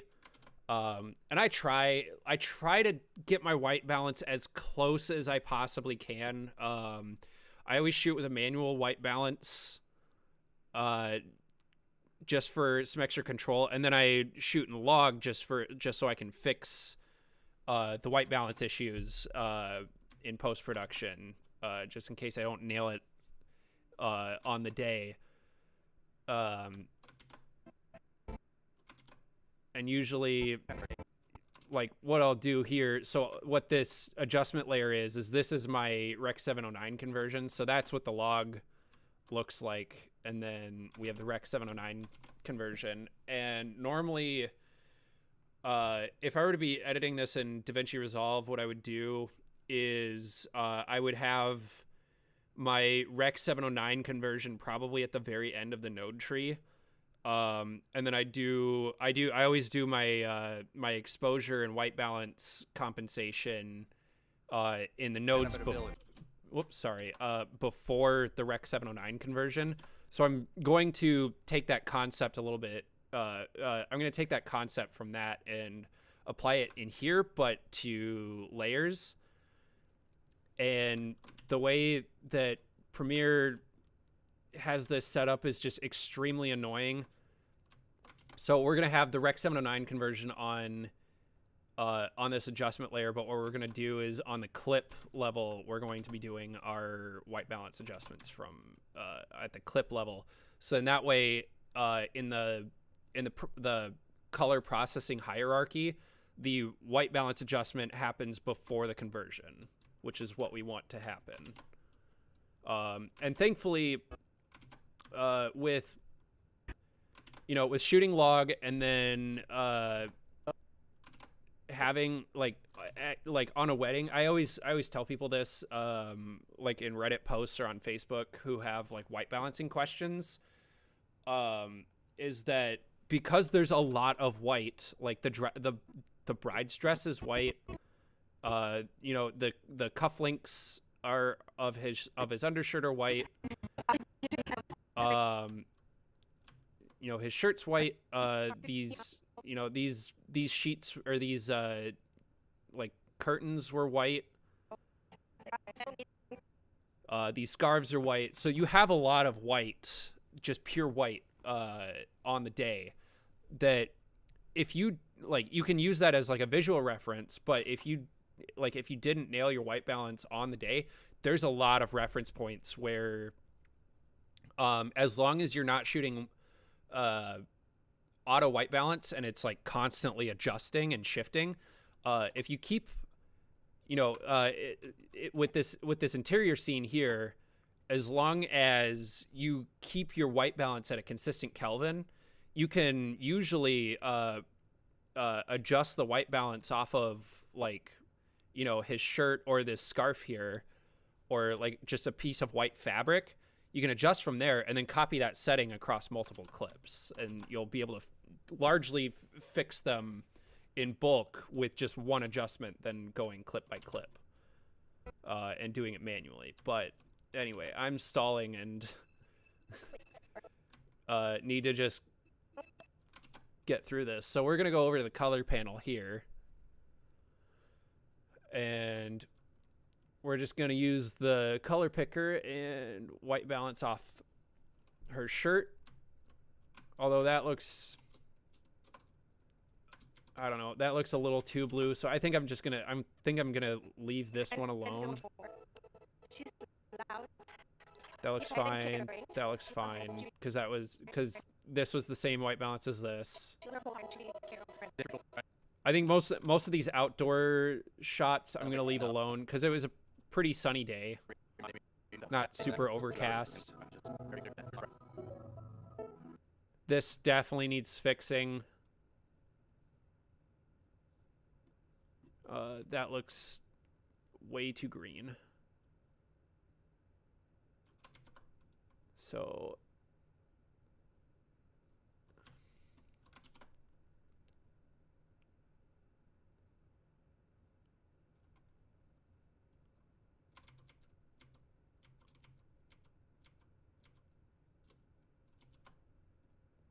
and that also looks too cool, so we're gonna keep that.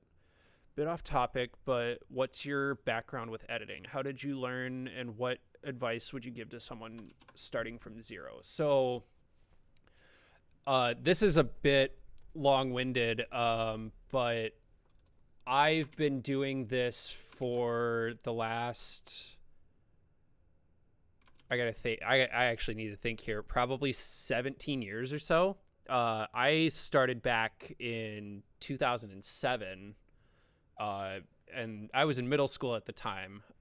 So I knew, like, I actually, so I picked up and would like just take my dad's old Handycam and I would make my own movies and stuff. And then I would use all sorts of programs from I got my start with Windows Movie Maker, learning that. But then once it started reaching the point where I wanted to do more advanced effects and needed additional layers, that's when I started dabbling with like Sony Vegas back in the day.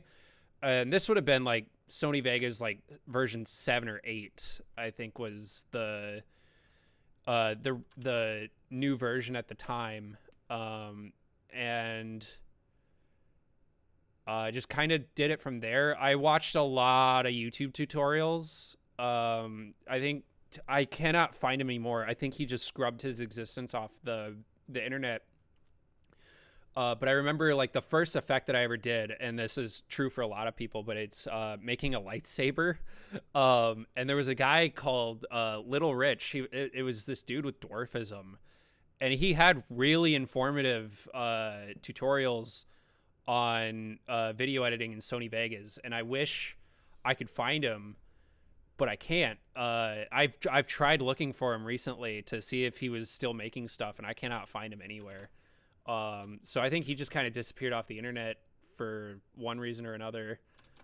But yeah, that was kind of where I got my start, and then just kind of kept doing it from there. I learned a lot from, like, in high school. I did like I made music videos with the game RuneScape. Please don't go looking for those because it's a little embarrassing. And I was not a very nice person at the time.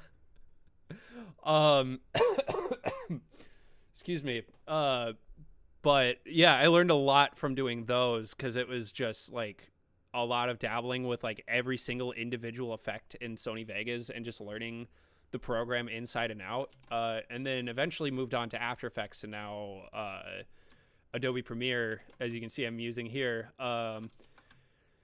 But doing those things, like, it taught a lot about I learned a lot about pacing and like how to edit clips to a beat, because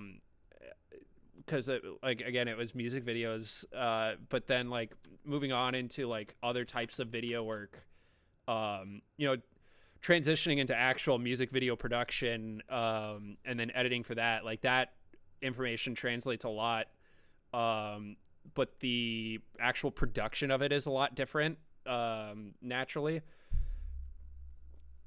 But for a wedding, there's there's something that you can't really learn from doing music videos the way I learned to do it anyway, very, very early on, and that's like how to tell a story. So I almost had to build a method of building a narrative from scratch, but this is actually something that I learned in film school, in one of the editing classes, is like, this is how you start with a story structure and then you start building stuff from there. And a lot of it came down to just organization, which I, in the last almost 15 years of doing this, like, I did not have a very good organization strategy, and film school helped with that a lot.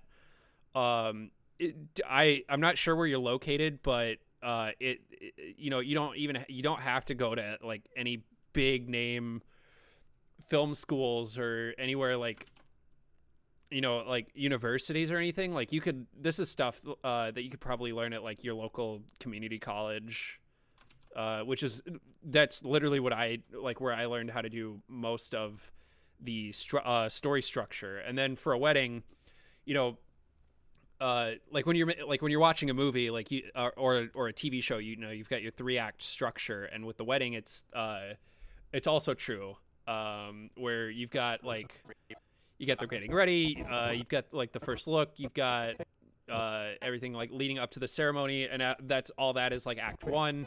Act 2 is like the ceremony stuff, and then Act 3 is like the reception. So it, you know, it's your typical 3-act structure, and it's just making like, you know, a really short, maybe actually this comparison might not be right, but I'm gonna say it anyway. But it's almost like making a really short documentary. I don't know if that's actually accurate, and I'm sure like if any actual filmmakers were to hear me say that, they'd probably scoff at me. But yeah, I think that I kind of hope that answered your question. I would just honestly like YouTube tutorials, and if you wanted to fast track it, you know, I would not discredit looking at a class at like a local community college if that's, you know, if that's available to you.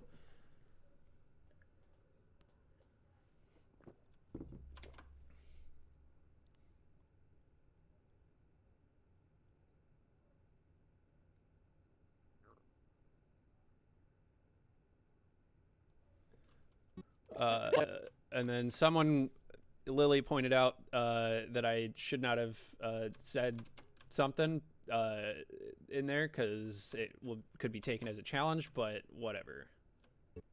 Have at it, I guess, if you really want to look for them. Some of them I'm a little bit proud of, like to this day. Some of them I'm not. Like you can tell that they're clearly made by like a high school student.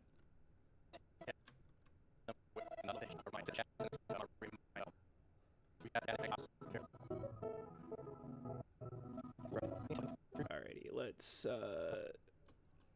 pull the white balance from this clip, and we'll put it there, because I'm sure if I white balance off, actually no, if I white balance off his collar, that looks really nice. Excuse me, I'm so sorry to anyone on stream. Yeah, we'll do that.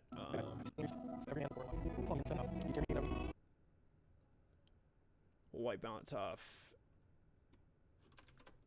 the collar, maybe? No. Yeah, there we go. That looks fine.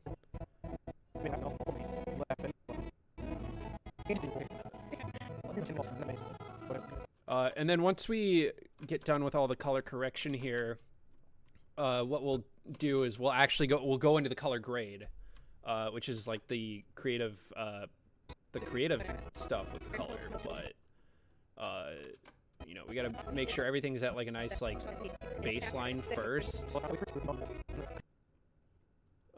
that way like the grade stays consistent across all clips here.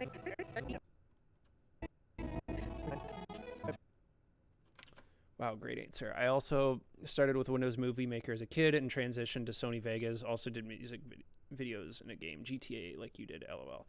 Dude, hell yeah. I am curious how doing music videos in like in a game like GTA would work, because you have a lot more flexibility with like camera tools and GTA than you do with like a game like RuneScape. So I'd be very curious to know like what that actually looks like. I've not done a RuneScape video in a very, very long time. Probably for good reason, honestly. Primarily because they're incredibly time consuming. Especially the way that I did them, even with a better organization structure, but what do you do? Let's see. Let's maybe on this one bring the exposure down just a touch. I don't know. Dude, fucking Premiere. You guys, Adobe. I'm going to speak directly to Adobe here. You really need to fix the loading times of the Lumetri scopes, because this is just fucking annoying. I'm at the stage of moving on to Premiere and After Effects and learning the ropes properly. Honestly, I would highly recommend checking out DaVinci Resolve instead of Premiere. The only reason I am using Premiere now is because I purchased a year with them after film school because I got the student discount with it. And I was still using DaVinci Resolve to do my video editing, but I still used Photoshop and After Effects a lot. But once I got the A7 IV and the FX3 and started shooting in 10-bit, I realized that the free version of Resolve did not work with 10-bit footage. So that's why I'm still using Premiere now, is because it does take 10-bit footage and you can work with it. But Premiere has, moving from Resolve to Premiere has been the biggest headache, because Premiere honestly is just the buggiest video editing software I've ever worked with. Sony Vegas always had its crashes, sure, but Premiere has all these weird bugs and quirks where a certain feature will work at one point in time, and then they'll push an update, and then it quits working, or it quits working properly, and then you get a certain error code, and then you have to go search for that, and then you'll find answers, but then it'll be oh, you gotta do this weird thing to get it to work, and then they'll fix it in another update, but then another feature will break. And I've had it happen before where even when using proxies, it just sucks up resources out of nowhere, and your entire computer will just lag like crazy for the duration of it being open for absolutely no reason. And I've never had these issues with Resolve. So I know for a fact once my subscription is done with Adobe, I'm going back to just the photography plan, and then I'm just purchasing Resolve, because for the love of God, this is just a frustrating piece of software to work with. So I'm sorry for that little rant there. I definitely highly recommend looking at DaVinci Resolve if you have not already.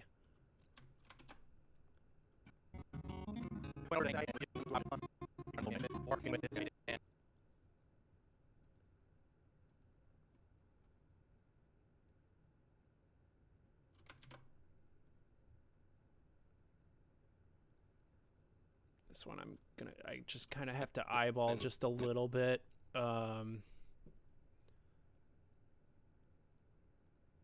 Yeah, I hate these mixed lighting scenarios where you've got really warm interior lighting, but then very large windows with sunlight coming through, so it's always really, really hard to balance this stuff.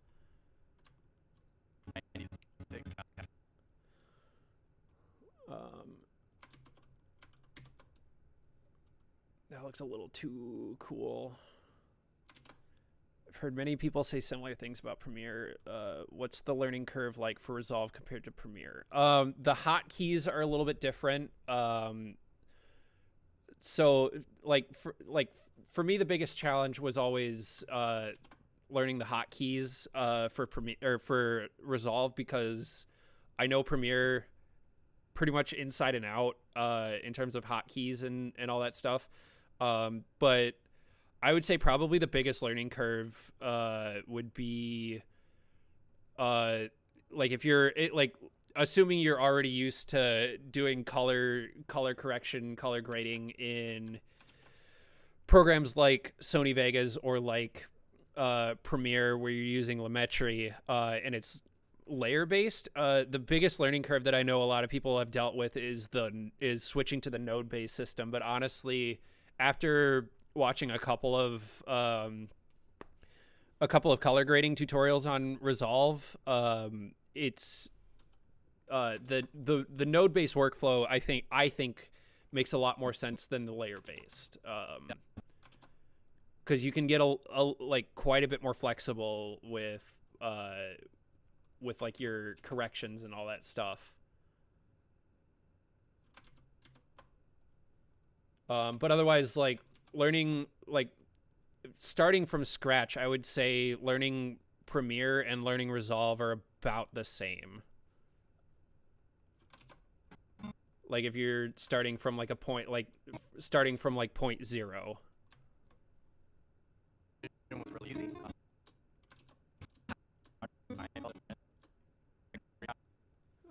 This one's gonna be a little bit tricky because we got all sorts of fucking shit going on. Really, it's just gonna be probably bringing up the shadows so we can see them a little bit better, and then bringing down the highlights so we can continue to see out the window. I almost just used a Lightroom hotkey. And then let's bring the blacks down just a little bit, just to kind of keep a little bit of that contrast.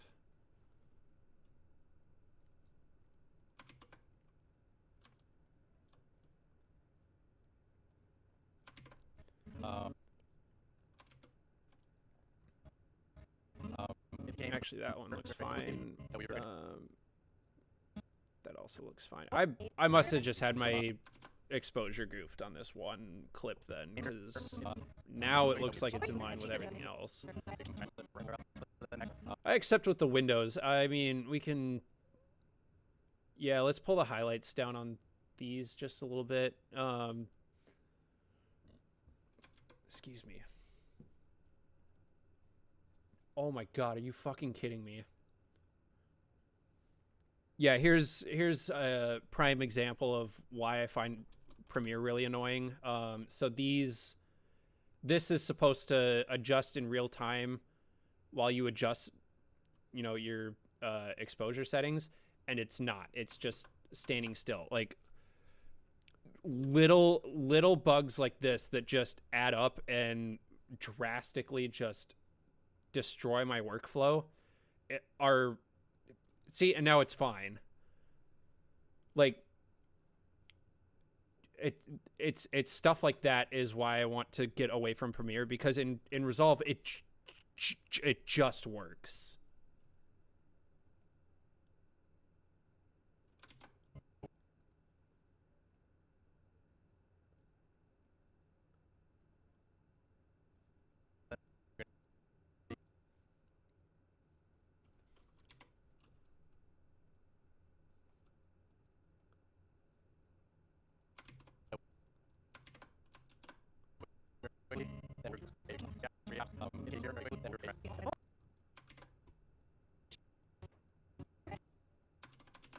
Yeah, I think we'll do that.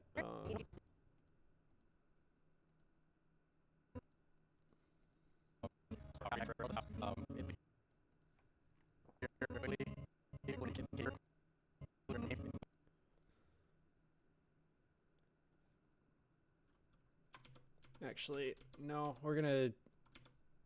I think we're gonna just leave these alone, because these windows are a little bit blown out. Well, thank you for answering my questions in detail, man. I'm gonna observe and let you get back to work, bro. Thanks so much for asking. I do really enjoy just nerding about this stuff with other people who like experienced and unexperienced alike, just because everyone's gonna have questions on certain things, and then with like experienced people, like you get different perspectives on certain things. So yeah, if you have any more questions, please feel free to ask.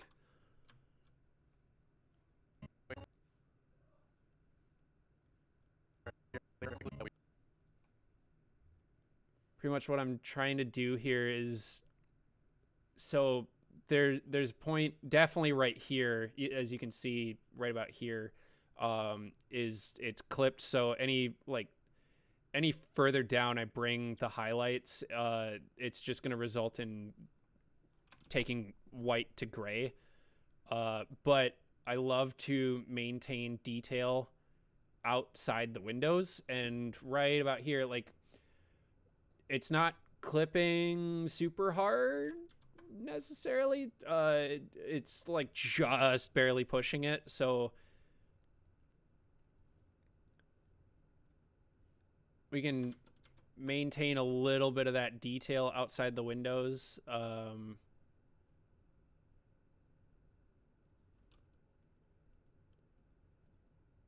Yeah, I think we'll go with that for the rest of these clips here.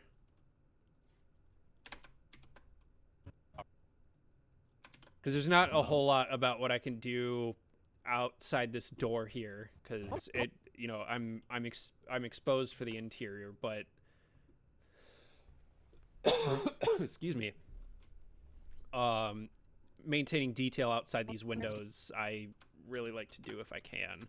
And that's another benefit to shooting in log is it maintains a lot of that detail. You know, not always like perfectly, but sometimes it's just enough to save your ass. Like with this one, for example. Yeah, what the fuck, Premiere? Yeah, there.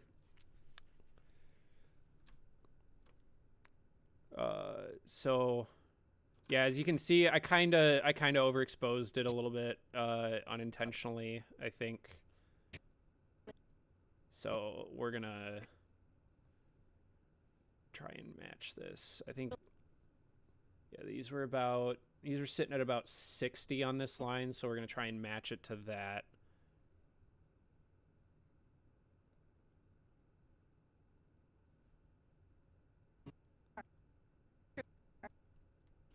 That looks kind of right, but now we got the issue of these clipped points now sitting at 90 instead of 100. So we're just going to take the highlights and just kind of push them a little bit, maybe not. Or we'll just push these shadows. All right, let's push these to 70. And we'll take highlights and push them a little bit, maybe the whites.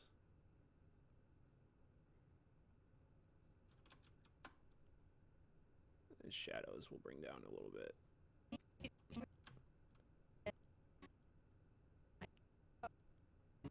And this is just naturally, I think, going to be a little bit warmer just because of the sparks. So let's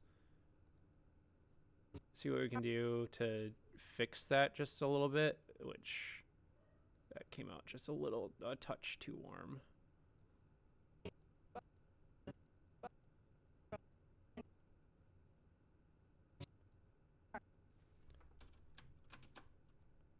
Definitely fall into the unexperienced category. You definitely seem to know your stuff. I'll be sure to ask more questions in the future. Yeah, please, if you ever happen to see me streaming, feel free to hop into my chat and just hang out, you know? That's pretty much all we're doing here is just hanging out while I work and just shooting the shit. 'Cause it keeps me a little bit sane to also like talk about what I'm working on, because otherwise if I'm not streaming while I'm doing an edit, I'll often just be like, I'll have a show on in the background, but then that just kind of eats away at my sanity a little bit, because sometimes it's like if I'm listening to like a dialogue heavy part, there's just a lot going on, and then it gets a little bit overwhelming. And then I also have times where I'm drinking a little too much coffee, and a little too over caffeinated and don't know what to do with myself. So this just kind of helps me like actually like focus and stuff, weirdly enough. 2 blue.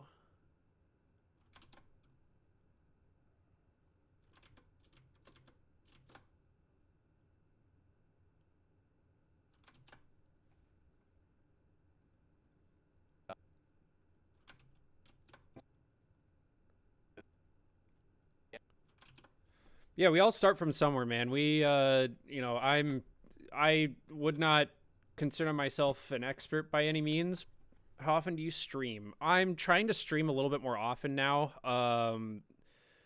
I wanted to stream the last wedding edit that I did, but I pushed the deadline just a little too much and just had to kind of like buckle down and do it.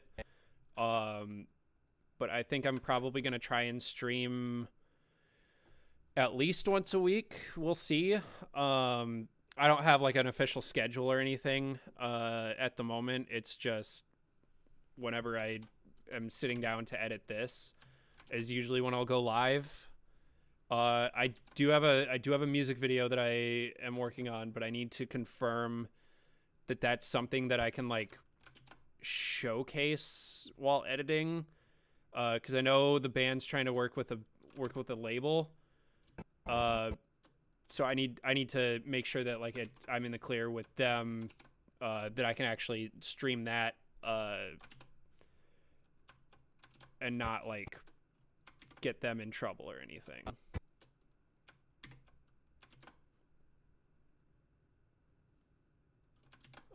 But I think at some point in the future, I'm also going to start streaming some games a little bit,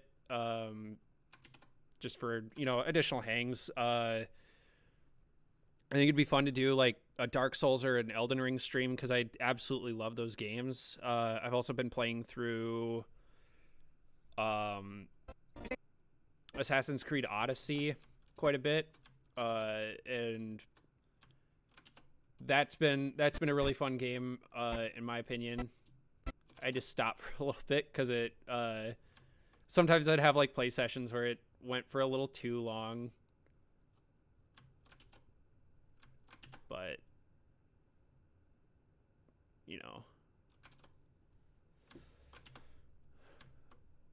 another benefit to log is look how purple that is. Now it's fixed. Although this feels a little too warm. But if I take the warmth out too much, it starts to look a little too blue.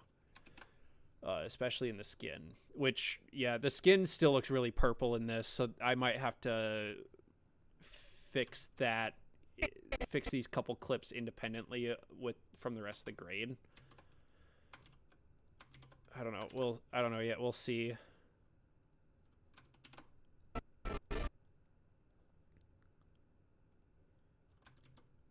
Oh, I think I know what happened here is he's actually got, like, the DJ has a purple light. So that's probably why these look super purple. Looks way too green.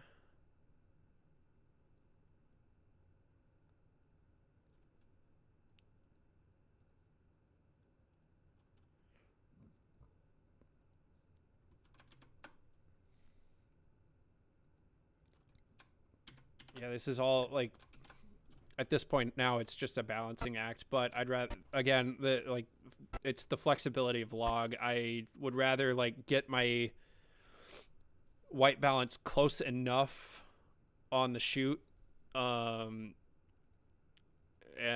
just fix it later. And it's easier to fix it with log than it is with like a baked in color profile like S-Cinetone or picture profile off or whatever.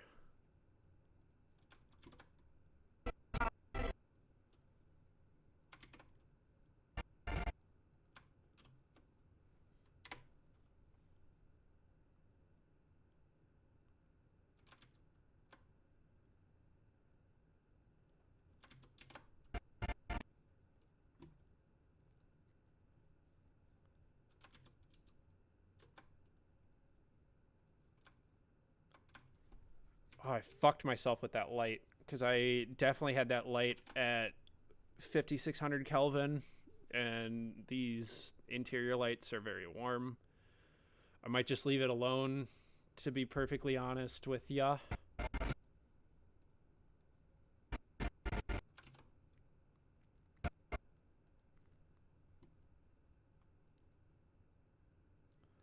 But let's bring that exposure up just a little bit.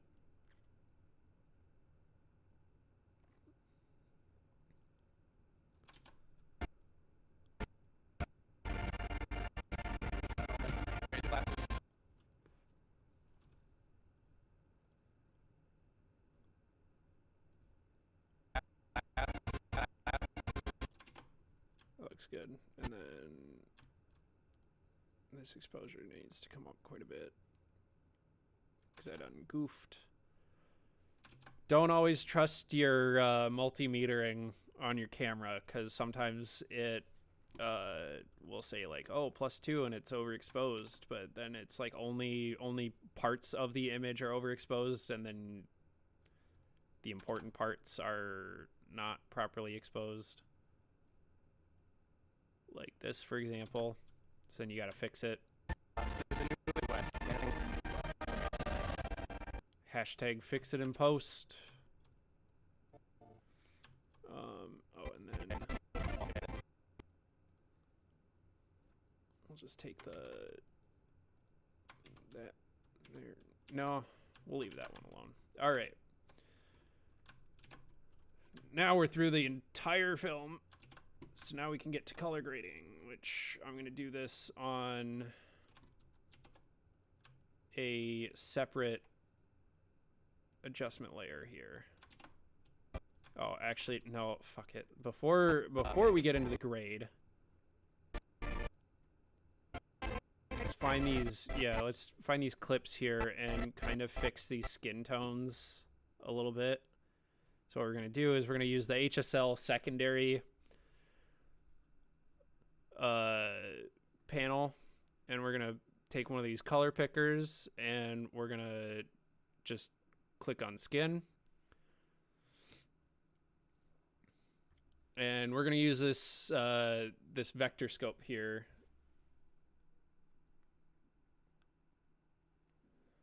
Shut up, watch. It's time for you to stand. So we're going to use this handy dandy little vector scope here. I'm going to try my best to only get skin, but it's a little hard when, skin is the same color as wood and these robes here. Yeah, this is really tricky here. Oh, and this is not updating.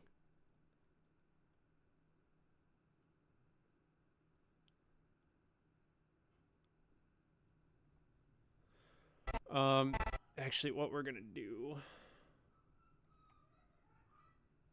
is we're going to use this handy dandy mask here.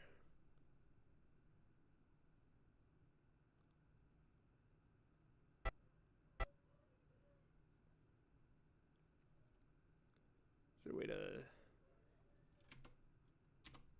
zoom in here, maybe? Yeah, there we go. Let's go 100%, and we'll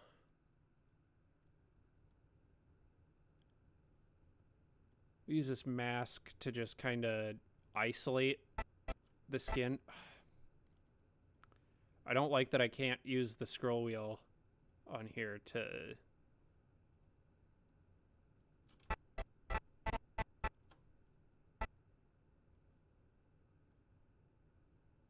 like move around and navigate. I have to use these like little scroll bars.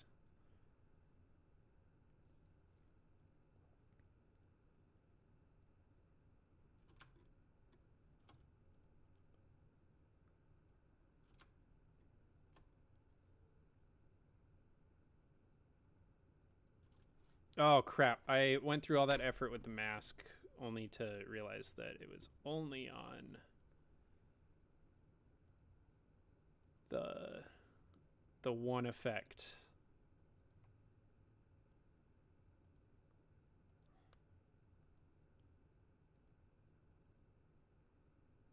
There we go.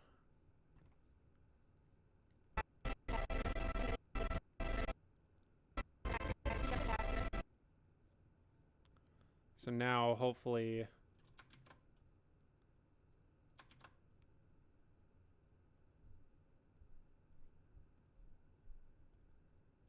if I take this wheel and move it around, yeah, there we go. It is indeed actually updating.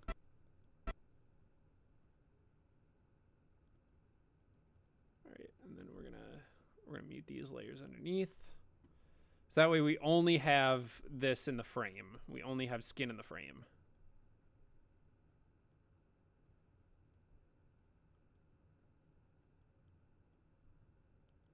There we go.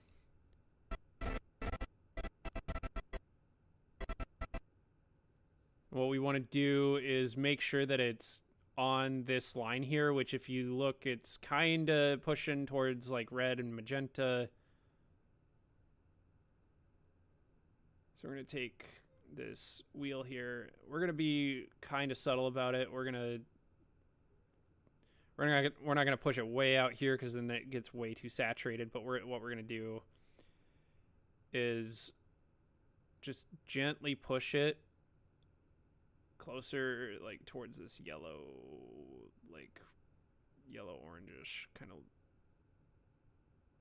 area.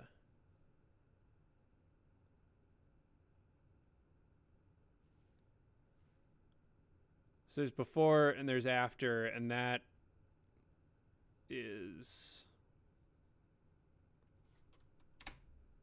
a little bit more representative of what their skin actually should look like. And then we're gonna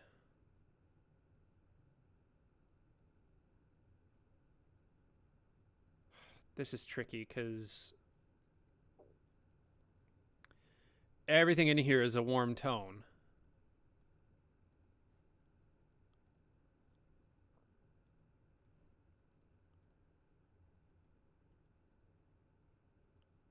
So maybe what I need to do is just actually no. Yeah, do that.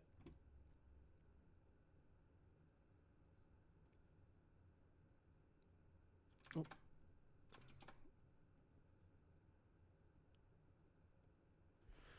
I think that'll have to do. But now skin tones are fixed a little bit. Just a little bit.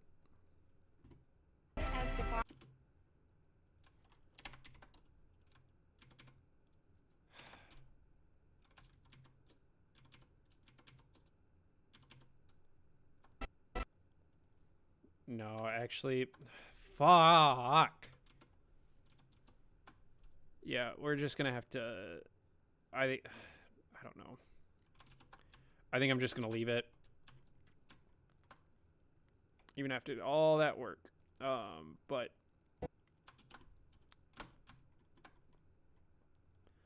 now that means we get to move on to the grade. No, we don't, because I have to fix these ceremony shots. All right. We're going to start with a good old white balance off the dress. White balance off the dress.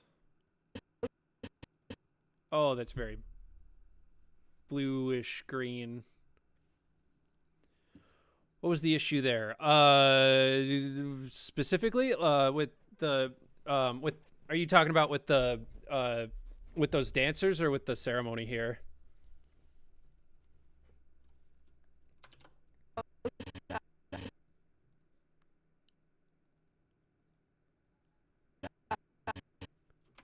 The dancers. So, if you look here, I'll shut the correction off here. But as you can see, like this shot is very purple. So trying to white balance off their dresses just results everything being a little too blue. And then I had to kind of correct it and fix it to kind of push it where it should be. But then I'm pretty sure there's a purple light that the DJ was using that's just off frame. Because you can kind of see like a bit of like a purple hue like flaring over here.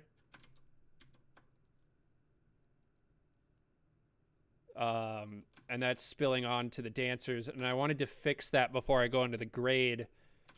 So then that way, like, these dancers don't come out like too purple, or like the purple lighting just fucks with the grade that I have working, or that I'll be working with. This looks a little too magenta, so we're gonna push this a little bit in the well, no, maybe no, because this one's a little bit more accurate to what it should look like. So maybe what needs to happen here is I need to, oh wait, no, that's right, I have a correction for this because it was the ND filter that I use.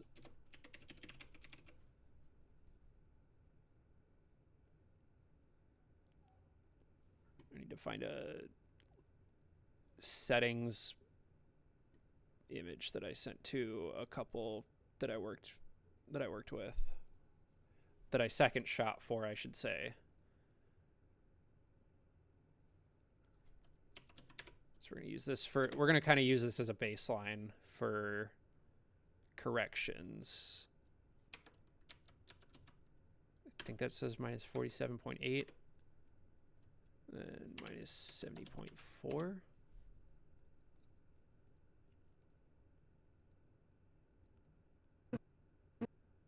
Like magic.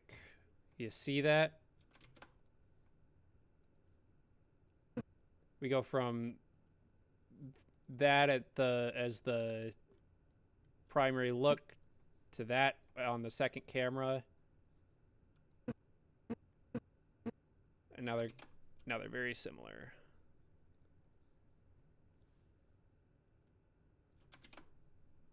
Oh, and then I need to copy these settings over to these other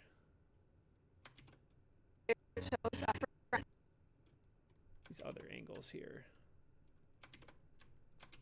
And then let's make sure that the wide angle also matches, which it does not.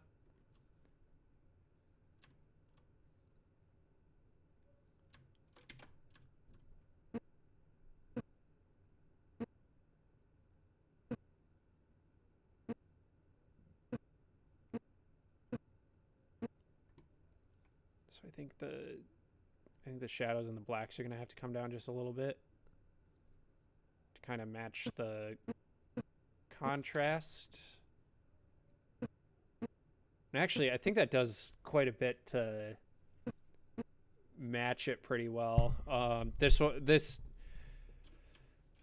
The wide shot camera particularly is going to be tricky to try and match and balance to the rest of the cameras, just because the FX3 and the A7 IV both, I was shooting in 10-bit on both of them, and the ZV-1 caps out at 8-bit color.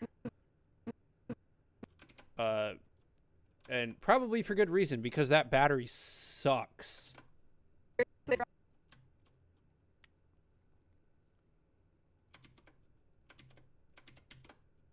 Of Minnesota and the Universal Life Church, I now have a wife, Dan, beautiful bride.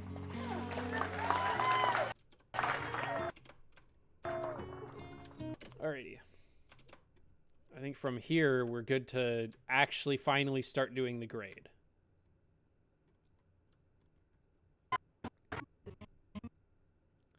gonna leave that alone.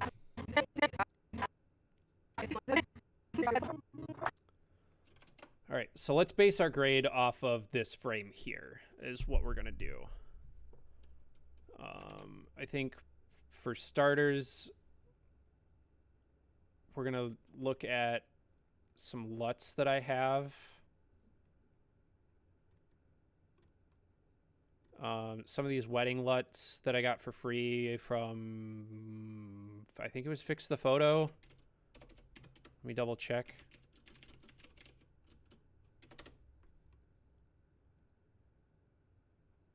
Yeah, from Fix the Photo. You can get a couple of free ones, like single by single. And they're usually pretty decent. Although there's some that I got from Art Grid that also look kind of nice, but you got to be kind of picky with them. Whoops.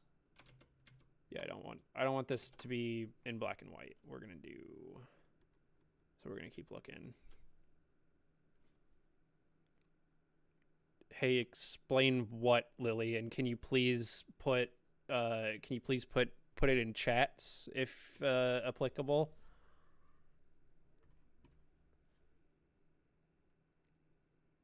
Actually, never mind. All right. So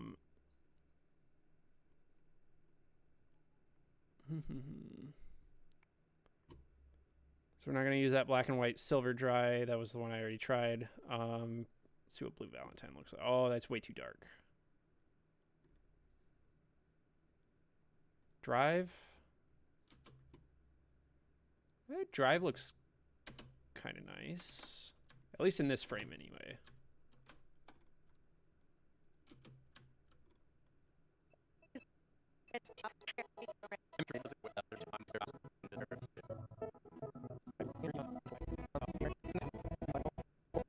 Actually, I do kind of like this LUT.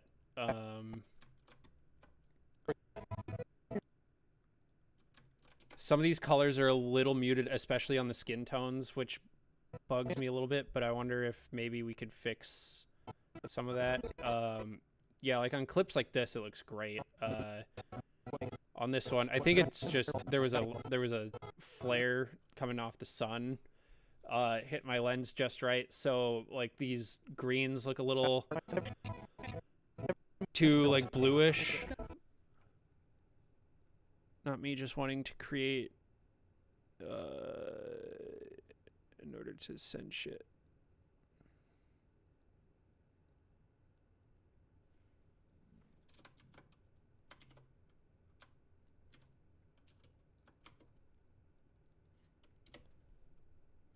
Welcome to the chat, Lily.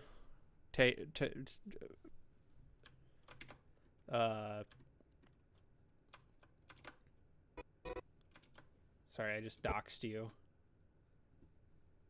All right, let's push the contrast on this just a little bit.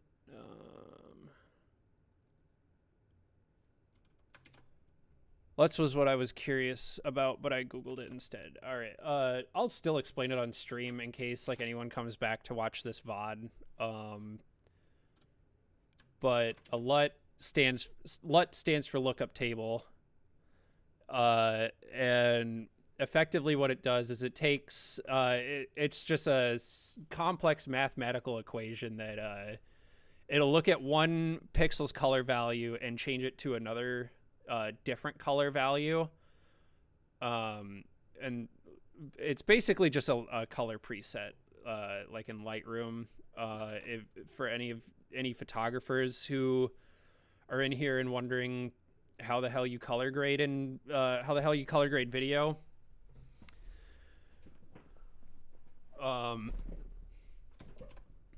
But yeah, it's effectively just a color preset is what it is.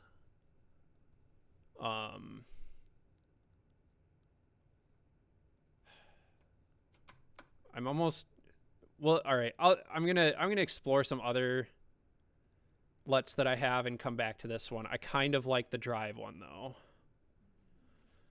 Dunkirk is not for me. I have these other film ones. I think I used one of these on my previous film actually. Yeah, some of these look kind of nice. I'm pretty sure what I did, though, was I used them before the Rec 709 conversion. So let's actually do that. We're going to rearrange these. And now that looks...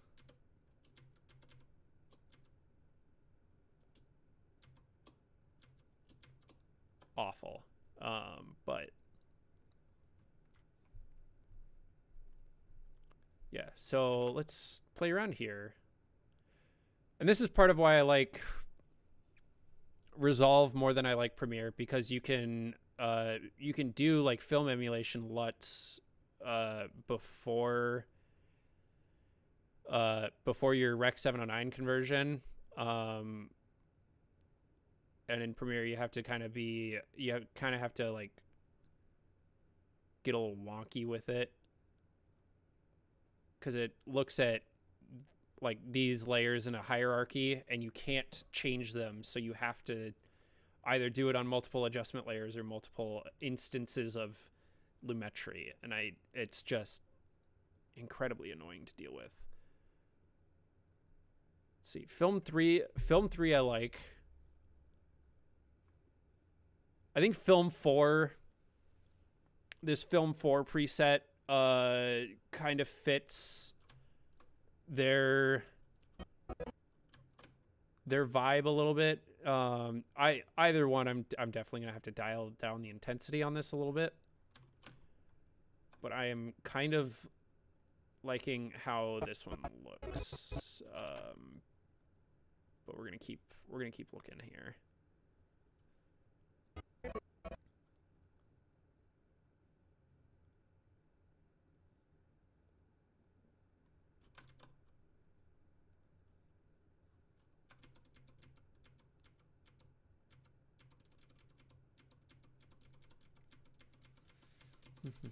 Pardon me while I Control Z a bunch of shit and then proceed to reach the end of my undo queue. So yeah, we're gonna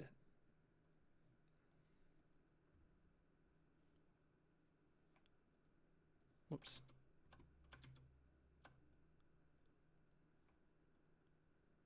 Oh, there we go. Let's see, what does golden hour look like? That's too muted. Too yellow. Too dark and too green. Let's just see what the Joker ones look like. Nope, definitely not.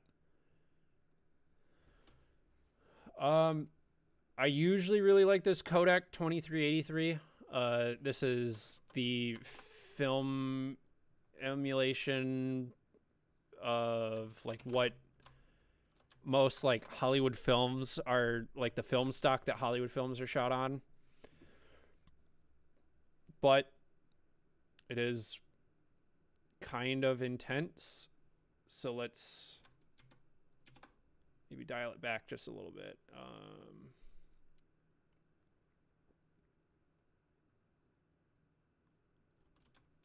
Well, that certainly doesn't work the way I thought it would.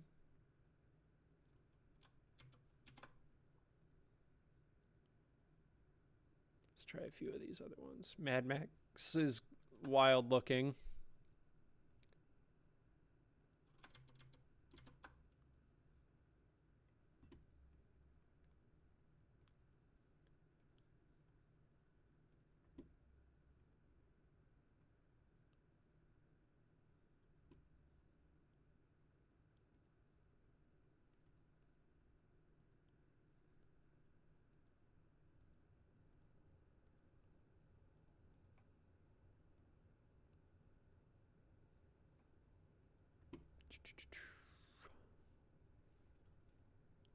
Pardon me while I just like kind of quietly go through color presets here.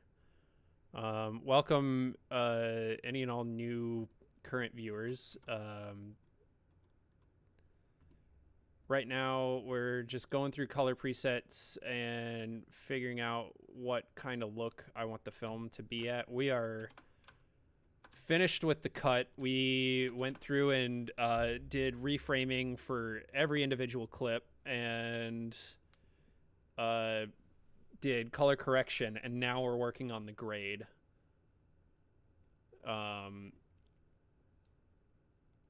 And it's proving to be a bit challenging. Actually, I really like this one. That looks very pretty. I think that's a good starting point. Hell, I mean, I could probably send and ship it like this.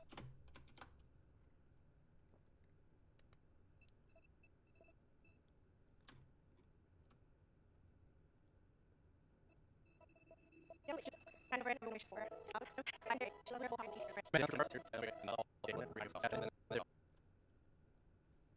Now that we have the grade, gotta kind of go back and like just fix a couple of issues. And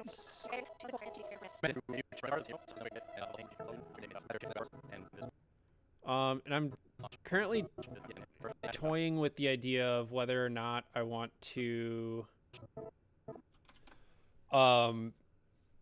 add some extra effects like highlight blooming, or like try and get that look of like a black pro mist filter. I don't own one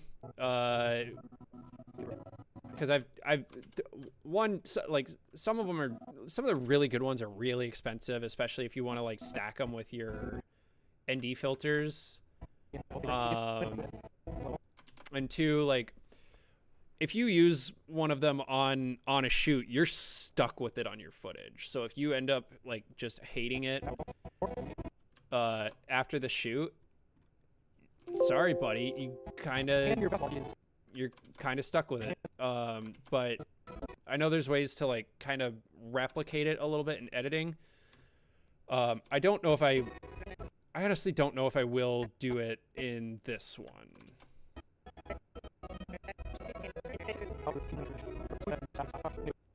Because I didn't do it in the last one either, and I haven't done it in any previous ones. I think I did it in a music video that I shot and edited for one of my bands, but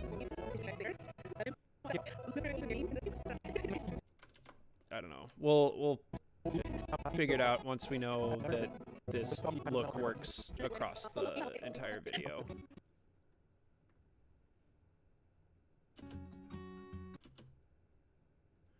I think the shadows are a little extreme on this, so we're just gonna bring the shadows up just a little bit. Maybe, does it look like if we bring the blacks up?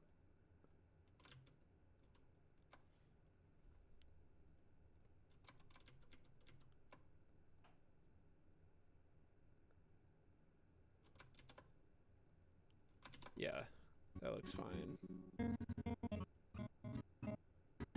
Here.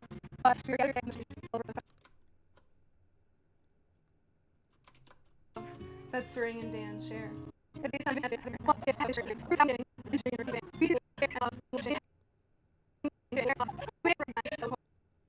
Oof, that clip is very dark. So let's bring the exposure up. This is one of Dan and Ring's favorites.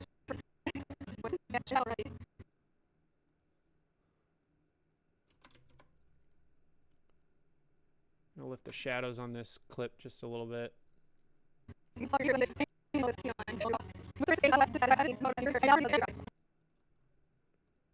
And then we said we were basing our entire grade off of this frame here, but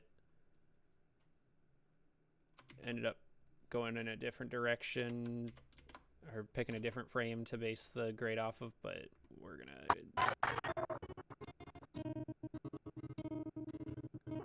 There we go. Fix the exposure issue. That looks good. Or that still looks good. this clip is a little too dark, so we're gonna actually just lift the shadows because it's still very bright outside.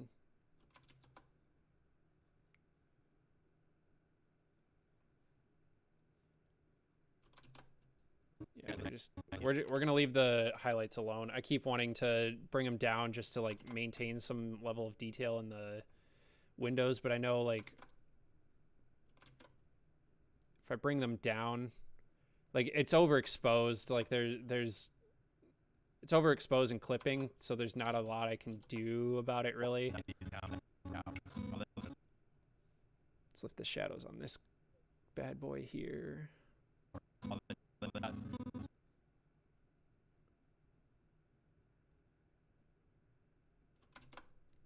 Then we'll bring down the highlights and then bring up the overall exposure on it.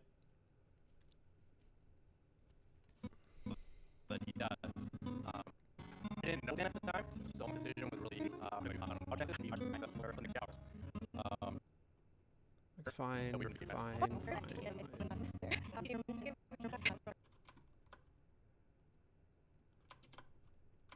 Yeah, that one's just a really subtle grade. Like that just looks like how it should, I guess. I really like this look, so we're definitely gonna roll with this one.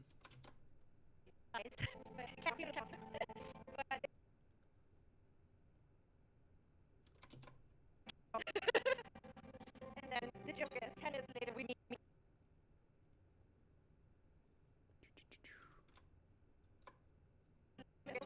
And then the joke is 10 minutes later. There we go. So life is definitely never boring with you. I guess that for your first mentioned in your ceremony, you met for your first you met for your first.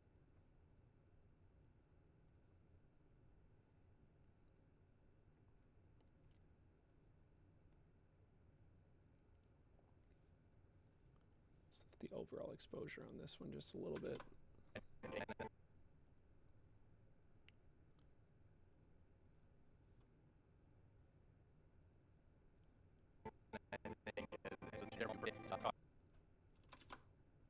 Waffle bar.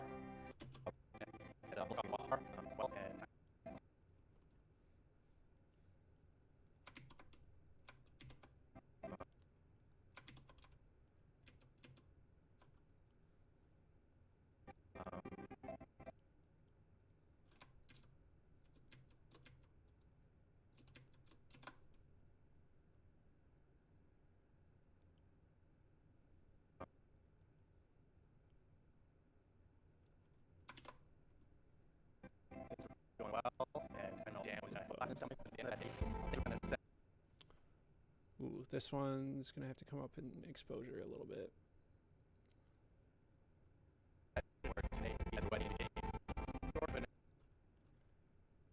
Likewise with this one.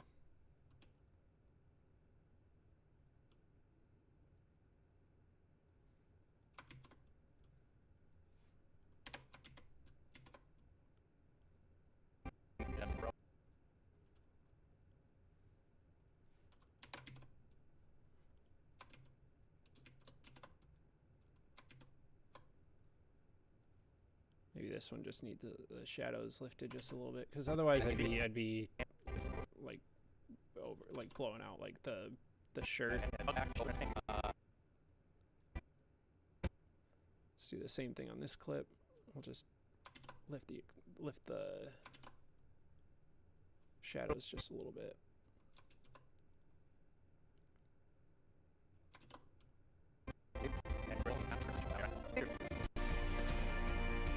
Now on the dance footage, and then the moment of truth on how this grade actually works. Young to understand, may your life together be as joyous and vibrant. Young since laughter. Oh, that looks rough. Oh, that looks so rough. All right.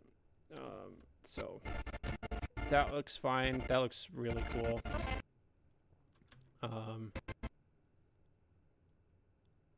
We'll lift the exposure on this one, and maybe the shadows just a little bit.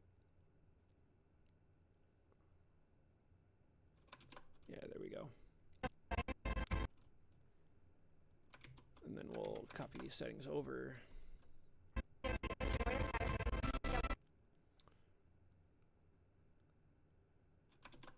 Oh boy. All right. This is gonna be tricky. 'Cause yeah, otherwise, like, if I, without the white balance, it just looks terrible.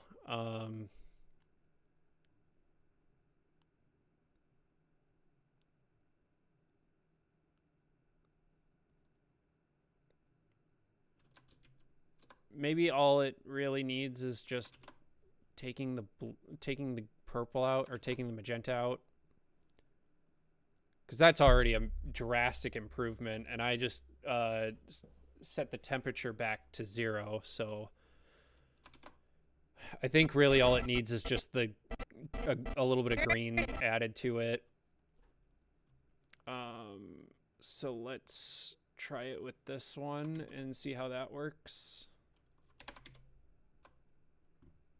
Yeah, I think that's the move, is just leaving the temperature alone and pulling out the green, or adding some greens.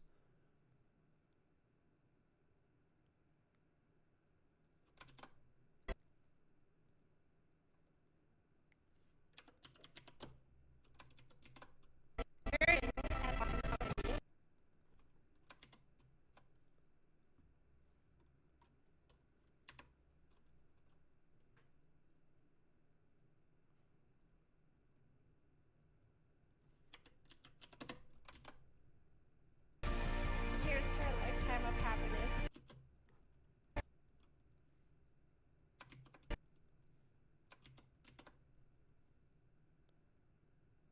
It's a little too overexposed.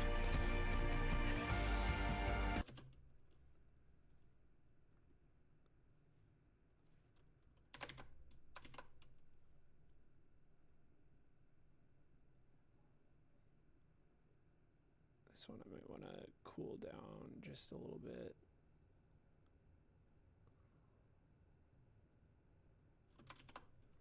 There we go. Oof, yeah, this one's...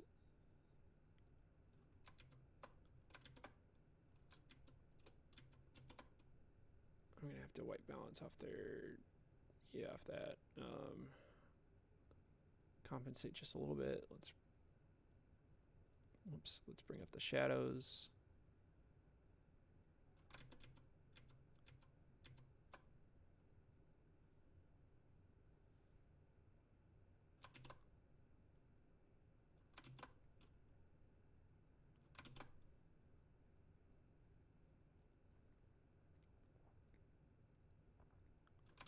I think that looks pretty good. That looks, I mean,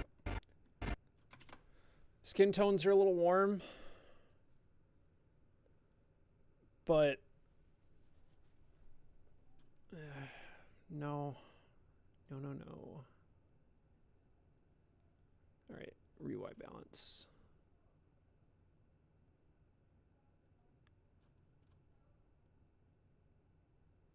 Yeah, either way, skin tones are a little warm and tricky to work with, but that's just like, that's the nature of, like, even with log, the nature of just pushing the color so much, because like I don't normally push it this hard. This is, I absolutely should have adjusted the this light to be the same color temperature as the rest of the room.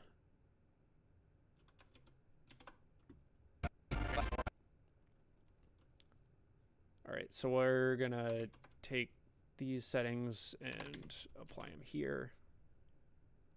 Oh, that actually looks quite a bit better on this clip than this one. So. Good, we're gonna keep moving. Lift the shadows just a little bit. Maybe let's white balance off the ceiling here.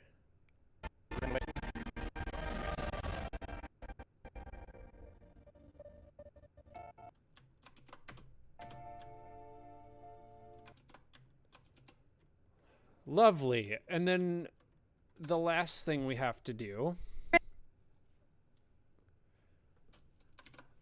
is do an audio mix, which, yeah, I'll do that before trying to experiment a little bit. So get ready for me to just listen to the same couple clips over and over again. I have a VDumb question. Is there something you could have done while shooting the dance that would have caused you less of a headache during editing? So here's I'll explain what happened before I dive into audio here. I'll mute the grade here so that way we're only dealing with the dancers here. Let's get rid of the color correction as well. There was a clip in here in particular. So as you can see here, the footage is very purple looking by like what they compared to what it should look like. This is about closer to like what the human eye should be seeing compared to that. And I believe what had happened was like over here you can kind of see off to the side there's a bit of like off the wall here there's a bit of purple highlight, and I believe the DJ just had a purple light on that then spilled onto the rest of the dancers that now I have to fix in order for the grade to look better. So in order to try and compensate for that, what I would have had to do is dive into the camera settings a lot more. The long and the short of it is no. I mean, the long answer, really, like I could have gone into my camera settings and like really spent time like dialing in like my magentas and my greens and stuff, but when you're on an event like this, it gets like with everything so like fast paced and keep on moving, it's better to just get it as close as you can and just kind of hope that it works, and then give yourself enough flexibility to fix it later. And that's why I shoot in colors that are flat like this in this log picture profile, so then that way I have more of that extra flexibility, because if I shot where the colors are baked in looking like that, it would have been a lot harder to fix than trying to fix from this. I hope that made sense. This still looks not super great, but in the context of the rest of the video, it's like it's just part of the sequence, and there's not really a whole lot I can do about it.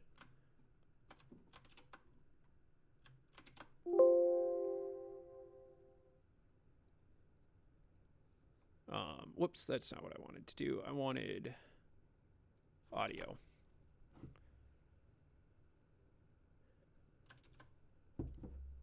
We are now at 3 hours of this stream.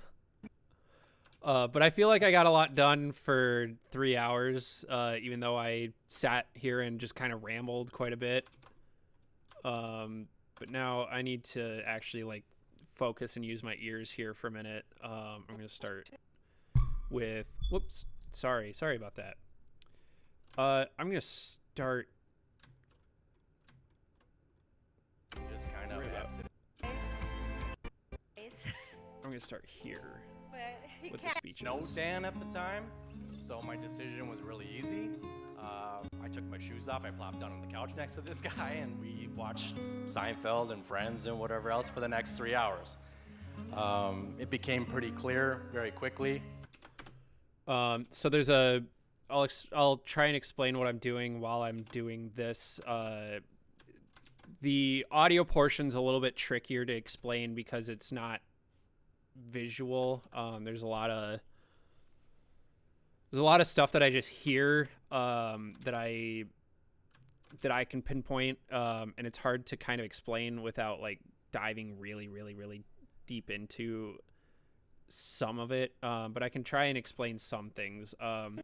So first, usually what I do as a baseline is I'll start with a multiband compressor, and I start with this broadcast preset in Premiere, and this just kind of brings up the volume. You can hang out with this guy, Dan, and watch 90s sitcoms for the next 3 hours. That's all that he does. I didn't know Dan at the time.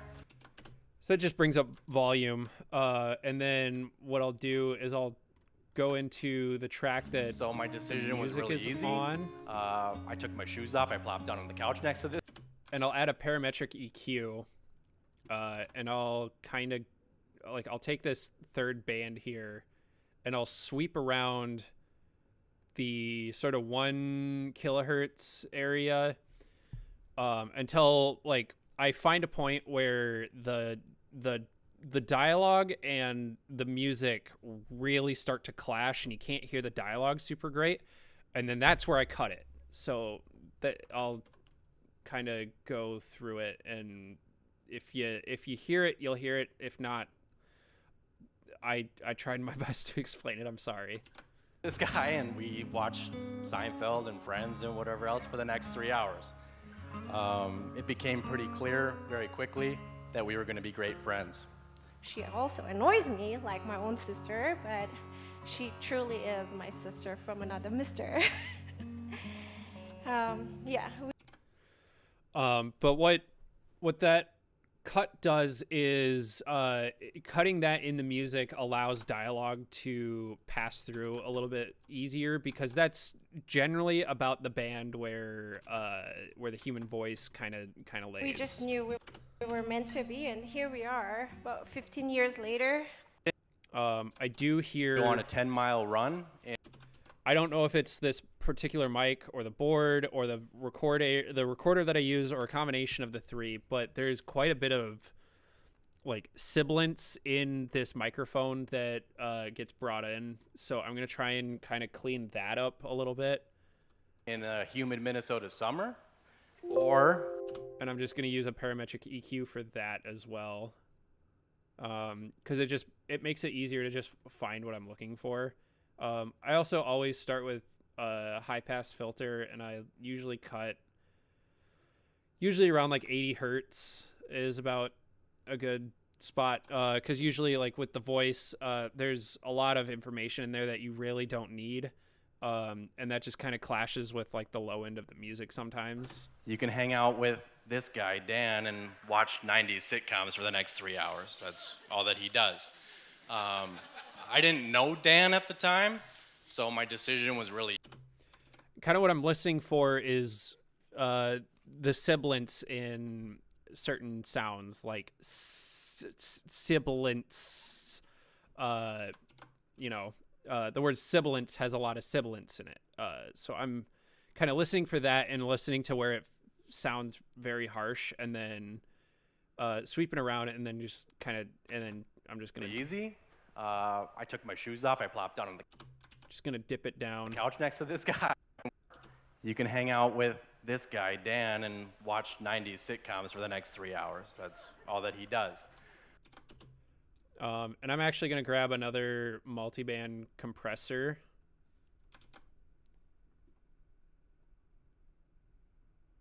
Use it for the first time. And then we're going to... I didn't know... New word. Yeah. It's like the high-end sound in specifically in the S's, the sound. There's like some harsh, like almost brittleness to it that's just not pleasing to the ear. And I think generally speaking, it kind of, at least in this clip here, it sits around like the 4 kilohertz area. Dan at the time, so my decision was really easy. And for this one, we're gonna try and find. There we go. I took my shoes off. I plopped down on the couch next to this guy, and we watched Seinfeld and Friends and whatever else for the next 3 hours. It became pretty clear very quickly that we were going to be great friends. She also So I'm gonna kind of take this this mid and high band on this multi-band compressor, and I'm gonna try and get like that 4 kilohertz area right in the center. So I have the low end, I have the mid set at 2.3 and the high set at 6. The couch next to this guy, and we're gonna solo this band here. Seinfeld and Friends and whatever else for the next 3 hours. And you can kind of hear you hear it peaking a lot in here. It became pretty clear very quickly that we were going to be great. We watched Seinfeld and Friends and whatever else for the next 3 hours. It became pretty clear very quickly that we were going to be great friends. Where I'm actually gonna open it up quite a bit more. Plopped down on the couch next to this guy, and we watched Seinfeld and Friends and whatever else for the next 3 hours. Yeah, because I'm also hearing it now, like in this like 12K area too. Hours. It became pretty clear very quickly that we. And we're gonna use this multi-band compressor to just kind of really stomp down on it and use it as a bit of a de-esser. We were going to be great friends. Friends. That we were going to be great friends. And we're gonna do a rate. Let's try a ratio of 4 to 1. That we were going to be great friends. That we were going to be great friends. That we were going to be great friends. So I'm using this where he says "great friends." I feel like We watched Seinfeld and Friends and whatever else. Watched. so. This is probably a better example. Is he says we're gonna watch Seinfeld, Friends, and whatever else. Watched Seinfeld and Friends and whatever else for the next 3 hours. And we watched Seinfeld and Friends and whatever else for the next 3 hours. So that kind of stomped down on the harshness of it a little bit. This guy, Dan, and watched 90s sitcoms for the next 3 hours. That's all that he does. I didn't know Dan at the time. We don't want to eliminate it entirely. We just want to reduce it a little bit, because if you eliminate it entirely, it sounds unnatural.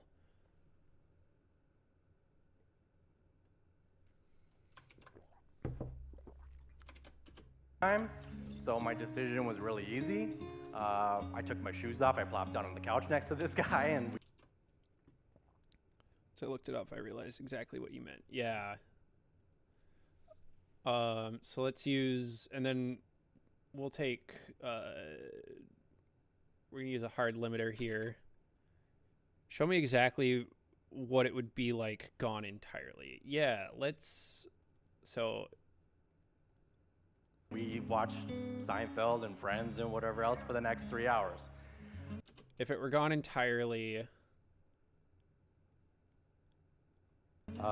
It became pretty clear very quickly. I didn't know Dan at the time, so my decision was really easy. it's kind of hard to get rid of it completely with this. I took my shoes off. I plopped down on the couch next to this guy, and we watched Seinfeld and Friends and whatever else for the next 3 hours. It became pretty clear very quickly that we were going to be great friends.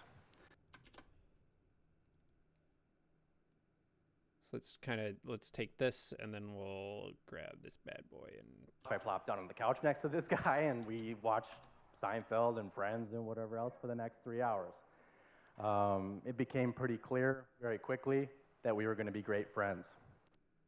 Seinfeld and Friends and whatever else for the next 3 hours. so if you take it out entirely, it almost sounds like the speaker has a little bit of a lisp, Else for the next 3 hours. which yeah, you really don't want. It became pretty clear very quickly that we were going to be great friends. I took my shoes off, I plopped down on the couch next to this guy, and we watched Seinfeld and Friends and whatever else for the next 3 hours. It became pretty clear very quickly that we were going to be great friends. I took my shoes off, I plopped down on the couch next to this guy, and we watched Seinfeld and Friends and whatever else for the next 3 hours. All right, so what we're gonna do is we're gonna take a hard limiter, and we're gonna Became pretty clear very quick. try and boost it a bit. I went over to hang out that night and was given one of two options. One, Because I want to try and aim for dialogue being around this -6 area here. Sorry for making you go out of your way to do that. I know you need to actually be working on it. No, I've been explaining things and like in detail for like at least an hour. Armor came in here and had quite a few questions, and I was happy to explain them to him. So any questions that you might have, just feel free to hit me with them. I could go on a 10-mile run in a humid Minnesota summer, or you can hang out with this guy, Dan, and watch 90s sitcoms for the next 3 hours. That's all that he does. I didn't know Dan at the time, so my decision was really easy.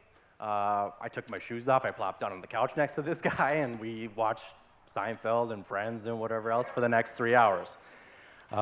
It became... So that's about where I want dialogue volume.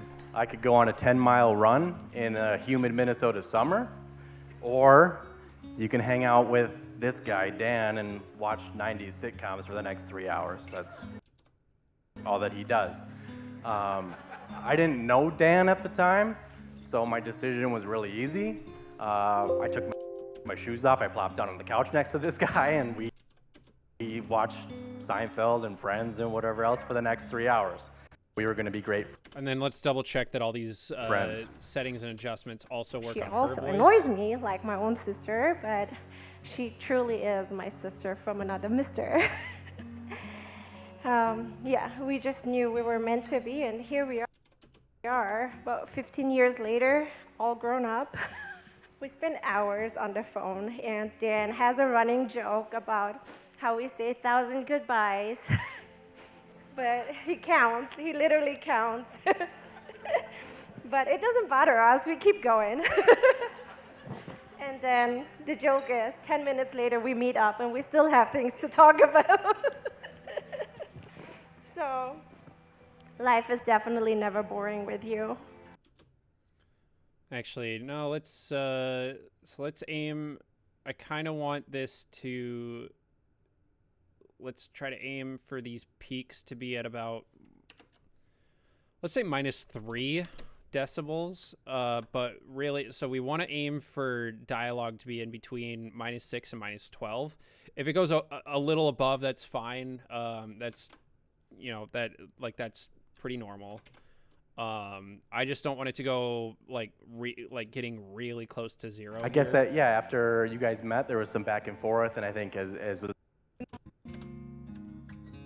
I went over to hang out that night and was given one of two options. One, I could go on a 10-mile run in a humid Minnesota summer, or you can hang out with this guy, Dan, and watch 90s sitcoms for the next 3 hours. That's all that he does. She also annoys me like my own sister, but she truly is my sister from So when she says the word annoys me, it definitely kind of slammed into the limiter, but that's what it's for. It's not, the settings aren't like super harsh or anything. It's, there's a little bit of, there's about 6 decibels of gain being boosted into it, but then it's being it's just capping at -3. So it's not terrible. another mister. I might want to add like a compressor in there somewhere, but I think that'll be fine for now. Dan was leaving that date and just kind of absent-mindedly stepped out into the road, from what I understand, and feels a tug back. Better be as joyous and vibrant. To Youngzum and Dan, may your life together be as joyous and vibrant as Youngzum's laughter and as All right, next we're going to move on to the vows here, because this audio should sound the same. This dialogue should sound the same as this dialogue because it's the same source. But now we're going to work on the vows here. So we're going to start from the same point. I'm just going to drag over the multi-band compressor because I'm just going to start with the same preset. On the inside and out. You take care of me whenever I need it. You know when I need help, even though I'll never admit it. You make me laugh like no one else, and more importantly, you laugh at me like no one else. And your best quality is, of course, your impeccable taste in men. And actually, I think just doing that will probably be fine. It already sounds pretty decent. Well, every man hopes to find a partner with these qualities. They're not what make me the luckiest Maybe man. add the limiter. What does is the fact that I found the perfect partner to share the rest of my life with. I have no enough words to express how much you and a relationship means to me, but I'm gonna try. Is, of course, your impeccable taste in men. I think that laugh kind of... Sorry. I feel like that laugh kind of hit the limiter a little too hard, so I'll have to make some adjustments Taste there. in men. Well, every man hopes to find a Yeah, so that's just something I'll have to decrease the boost on here. partner with these qualities. Men. Yeah, that sounds a bit better. A little, that laugh before I changed the input boost, just it sounded a little distorted. So I want to make sure it doesn't distort in any way. Of course, your impeccable taste in men. Well, every man hopes to find a partner with these qualities. They're not what make me the luckiest man in the world. In fact, I think I could probably get away with with a no input boost. And your best quality is, of course, your impeccable taste in men. Well, every man hopes to find a partner with these qualities. They're not what make me the luckiest man. I have no enough words to express how much you and a relationship. So she's a little bit quiet, so we're gonna add... We're going to add a track here. We're going to add one track after track 2. And we're going to take... I stand before you today, the luckiest man on earth. Means to me, but I'm going to try my best. We're going to move all of her dialogue down Although I wish you underneath. was a wise woman. And we're going to boom and boom. And then we have some room to add just a little bit of gain to her voice, just a little bit, because she is quieter than him, but that's because he's the one wearing the microphone. You can see it right there. So she's definitely further away from it than he is. I have no enough words to express. So I'm just going to use the limiter here to add a little bit of extra gain to match her volume. The perfect partner to share the rest of my life with. I have no enough words to express how much you and a relationship. Luckiest man in the world. Your impeccable taste in men. Well, every man hopes to find a partner with these qualities. They're not what make me the luckiest man in the world. I have no enough words to express how much you and a relationship means to me, but I'm going to try my best. This microphone sounds really good too. So there's not like a whole lot of work that needs to be done. I don't know if it's like with this this audio, if it's the microphone that they're using, if it's the board that they're using, or if it's my recorder picking it up. But it just always has like this like high end fizz to it. So I'm assuming that it has to do with my recorder, but I think that's just true of I don't know. I've heard it I've heard it historically, like across like a lot of wedding films where they're clearly using the DJ's mic, where there's a little bit of extra high end fizz to it. So it might just be the microphone. But I don't know. But next we're going to move on to the ceremony. And again, you know what I'm doing. We're starting with the multiband compressor. It is based on giving and receiving, as well as having and sharing, and the love that they give and have. And there's an echo on her microphone. And I think it's just her mic is picking up the speaker. So, and then like she's just getting a bit of slapback reverb to it.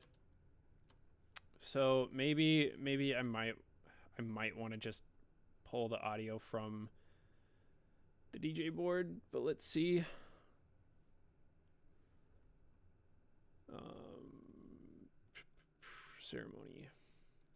Ceremony. All right, so this is just the first draft here, but oh no, nope, unusable. That's why I wasn't using it. But we are gathered here. All right, so this is just the first draft here. Yeah, that draft here. The first draft here. I don't know. Maybe I can work a little bit of magic into it. Let's find out.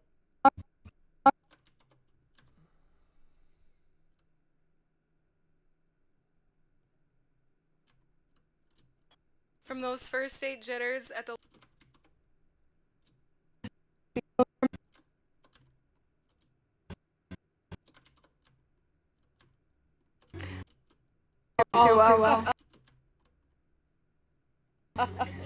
addictions, if you haven't told.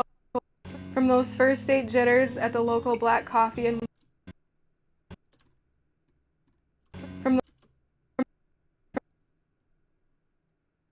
from those first date jitters at the local black coffee and waffle bar.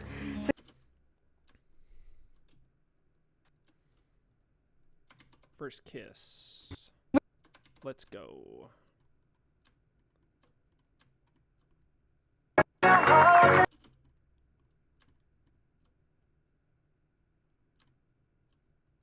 With the rings exchanged. All right, let's see what we can work with here. All right, so this is just the first draft here. Oh God, that sounds so bad. But let's try editing this clip in Adobe Audition, I guess. Because I know they kind of have some tools designed for fixing clipping issues. All right, so this is just the first draft here. All right, so this is just the first draft here, but we are gathered here today. That actually might be usable. All right, so this is just the first draft here, but no, I don't. It's when she says the word draft. It's. This is just the first draft here. It definitely sounds overmodulated. This is just the first draft here. It, It does not sound very good. I wonder if maybe this audio source would work fine, maybe? I don't know.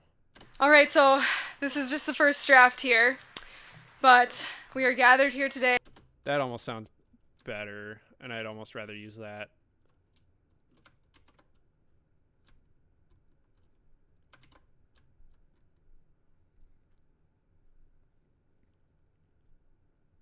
So let's add a track after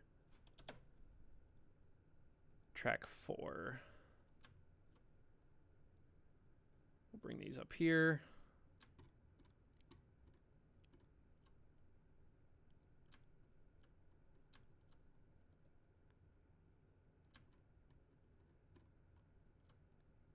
So I gotta align these.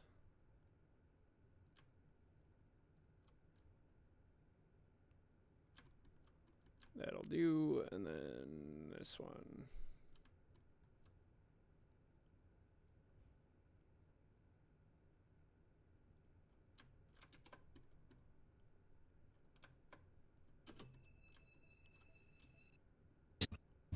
All right, so this is just the first draft here. Yeah, this one's way more usable. I'm just gonna have to turn it down.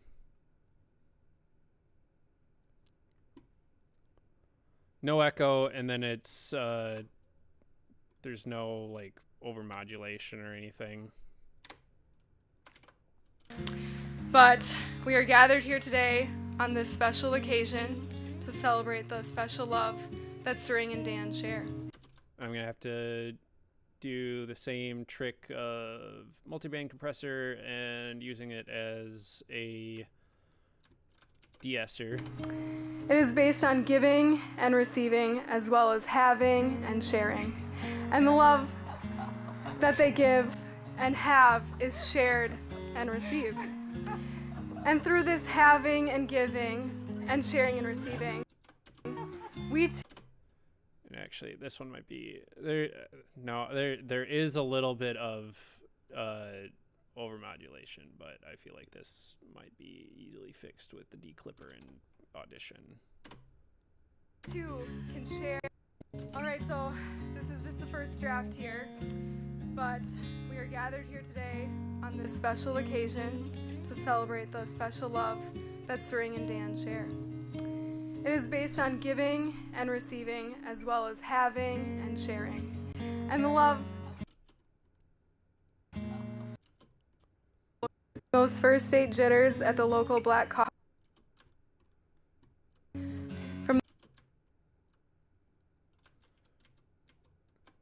And what I should have done.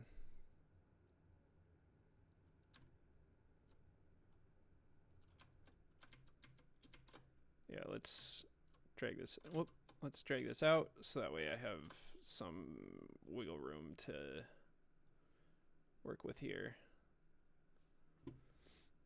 Scan, repair all, save, close, and then boom, and then we'll do that, and then we'll drag this out. Effectively giving it handles to work with.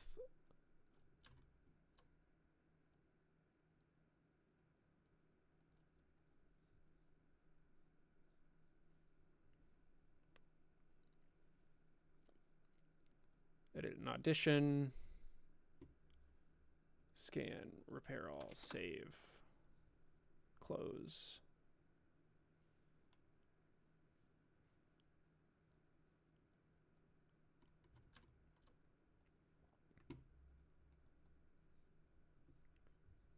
And then edit an Audition. Scan, repair all, save, close. All right, now what we'll do is with these handles, we'll click, drag, and then now we have some wiggle room to actually add like a little crossfade. From those first date jitters at the local.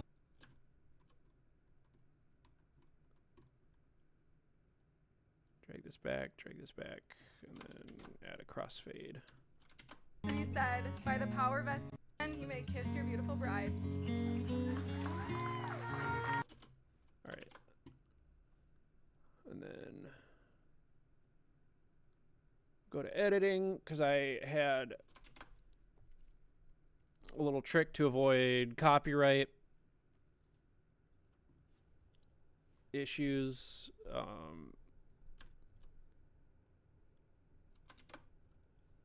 And what that was we went with a low pass filter. Copy, and we'll paste that onto, or not. Low pass. All right, we'll drag that there, and then we'll copy these keyframes, and or not. What the hell?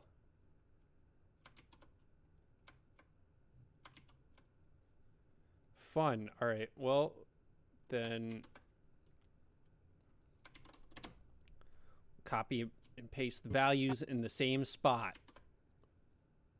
Fucking Adobe Premiere. We'll do that, and then maybe this volume thing we can copy paste over. Or not. Come on.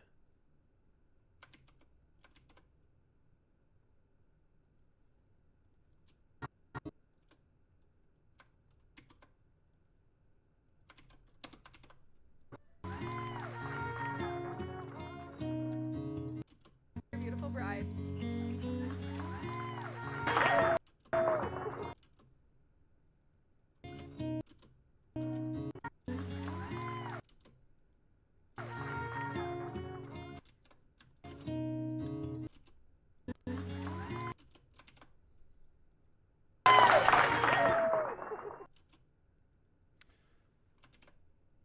I think I'm gonna, whoa, no, that's not what I wanted to cut. I'm gonna cut here. Yeah, and I'm gonna use,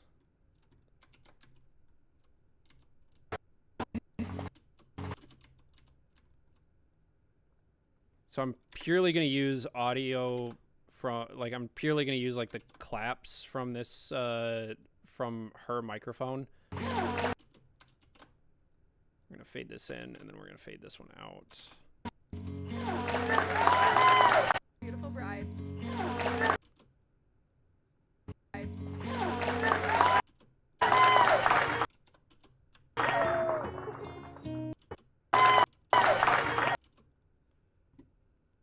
And then let's.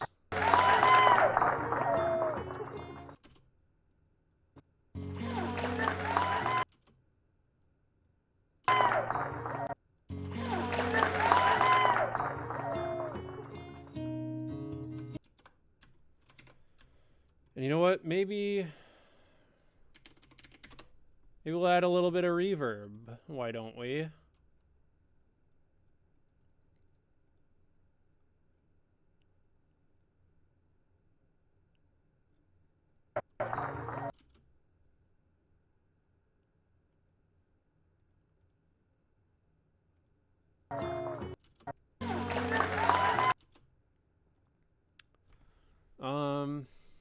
Let's try Great Hall, see how that sounds.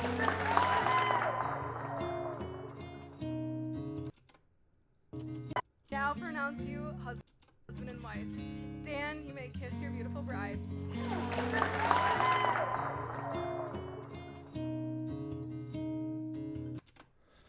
There we go. Having and sharing, and the love that they give and have. All right, and then her audio definitely needs to come up for the ceremony here. Is shared and received. And through this having and giving and sharing and receiving, we too can share and love and have and receive. You may have recognized that little quote there. This is one of Dan and Swing's favorite shows, Friends. From those first date jitters at the local black coffee and waffle bar to countless adventures, memories, and like always, some tough times as well. From this day forward, Dan, you get to embrace Sering's Temu and shopping addictions, if you haven't already. And Sering, you get to plug your ears to that music Dan likes to rock out to. Sering, I know this feeling all too well. With the rings exchanged and nothing left to be said, by the power vested in me by the state of Minnesota and the Universal Life Church, I now pronounce you husband and wife. Dan, you may kiss your beautiful bride.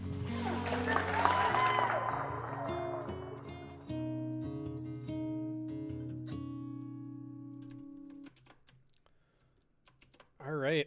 And I think that about does it for an audio mix, but let's... She's loud and fun, yet quiet and caring. She loves with her whole heart, Just and double she really check. takes care of her friends. I met Dan through a mutual friend of ours about 10 years ago. Dan's sarcasm, quick wit, and love of all things Larry David produced saved his life, and he's forever grateful. And she saved your life.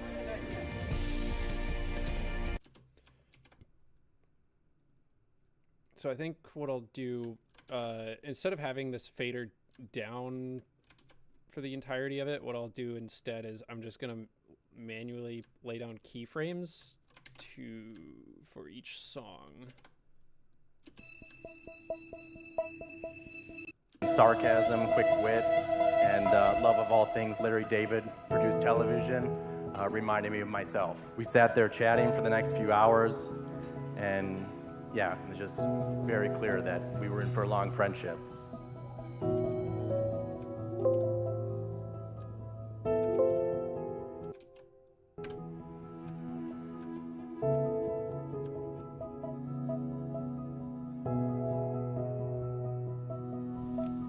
To my beautiful bride, I stand before you today, the luckiest man. All right, so I think this is a decent volume for the majority of it. Youngdom is just the kind of friend everyone wishes for. She's loud and fun, yet quiet and caring. She loves with her whole heart, and she really takes care of her friends. I met Dan through a mutual friend of ours about 10 years ago. Dan's sarcasm, quick wit. Actually, maybe once these keys start coming in, let's add a keyframe here and there. But I think it was an appropriate volume once Friendship. Once he stops talking. Friend. So I'll add one there, and then we'll take this line here and we'll just drag this down just a little bit. Wishes for. She's loud and fun. Very clear that we were in for a long friendship. So it comes down while they're talking, and then it comes back up when they're not, and then once it gets into the vows, we'll quiet it down just a little bit. So let's start from there. So we'll make the transition about that long. My beautiful, whenever I need it. You know when I need help, even though I'll never admit it. And actually, this is just going to stay a little bit quieter for the entire duration of the vows. You make me laugh like no one else, and more importantly, you laugh at me like no one else. That's a little too quiet. We were at -16, so let's try -20. And your best quality is, of course, your impeccable taste in men. Well, every No, let's try -19. man hopes to find a partner with these qualities. They're not what make me the luckiest man in the world. Long trip away from you, you've been my shoulder to cry. Their claws. Okay, I think that'll work. Now we've got this song to work with. Oh my god. So, and You, the luckiest woman. let's I think what we'll do,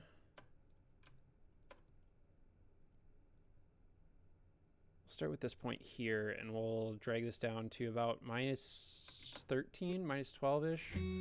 I love you forever. Oh my god. We'll have it fade in near the end of their vows. It'll just come in. Let's set you to like -6.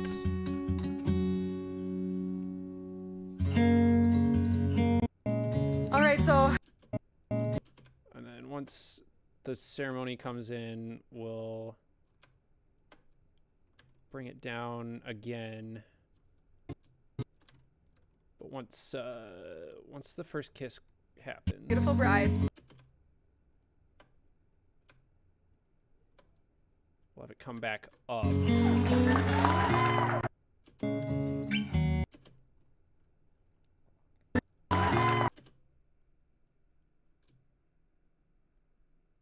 So we'll go about there.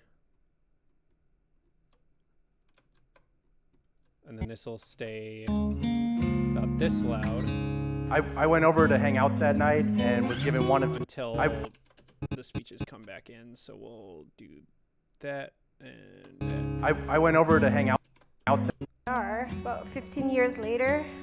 And that'll just stay quiet for the end of it. So we'll just drag this down for the duration of speeches, which let's bring this down to maybe about let's try -18 and see how that sounds. First draft here. All right, so this is just the first draft here. That was very abrupt.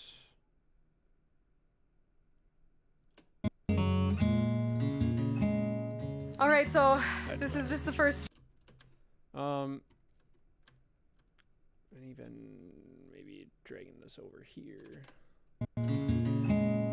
All right, so this is just the first draft here, Yeah, there we go. but it's your beautiful bride.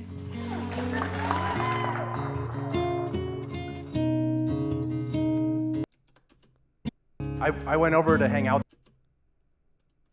And then for the duration of speeches, we'll drag this back down to about -16. that night and was given one of two options. One, I could go on a 10-mile run -12.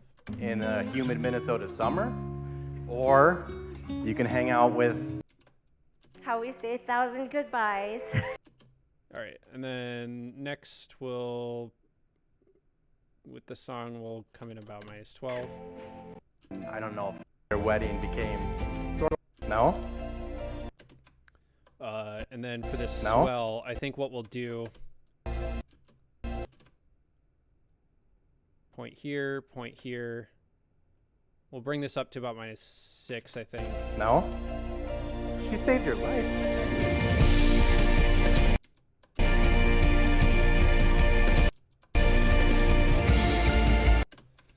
Just because I want this intense part to be a little bit louder, but not like all the way up to 0.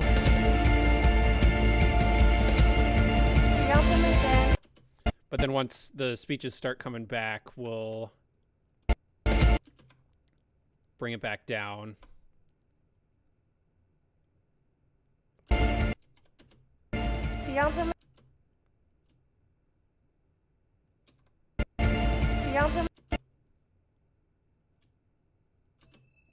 Whoa, come on. Laughter and this enduring. Gentlemen, then. Maybe let's try. Gentlemen, then. May your life together be as joyous and vibrant. Youngdom's laughter and as enduring as the bond between Youngdom and me. Here's to a lifetime of happiness. And with that, ladies and gentlemen, please raise your glasses, or ice cream, I guess, at this point. And to the newlyweds, Dan and Sering Nowicki. And then once Nowicki. at the end of his thing, we'll bring it back up just for this last note.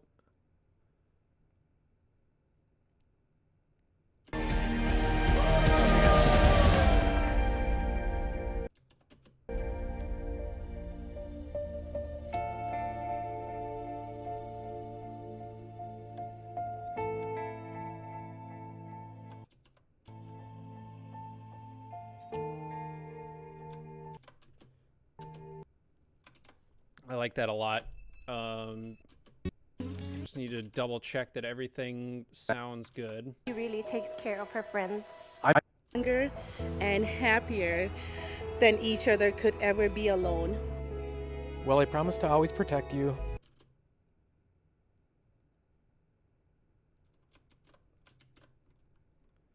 I'm just gonna add some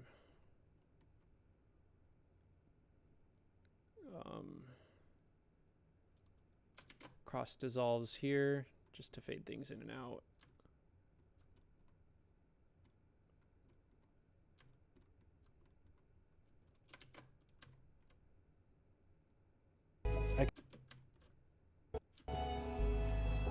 I'm a better. Did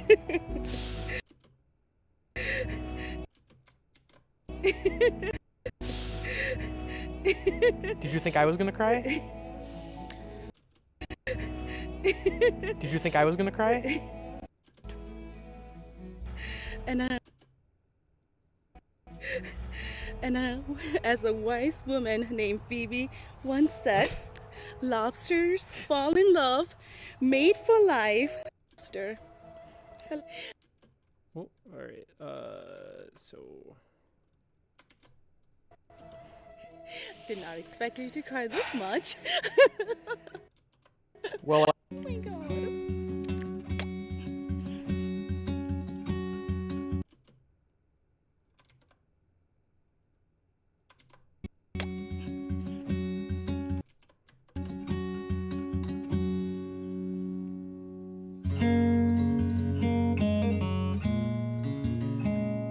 All right, so this is just the first draft here. So my decision was really easy.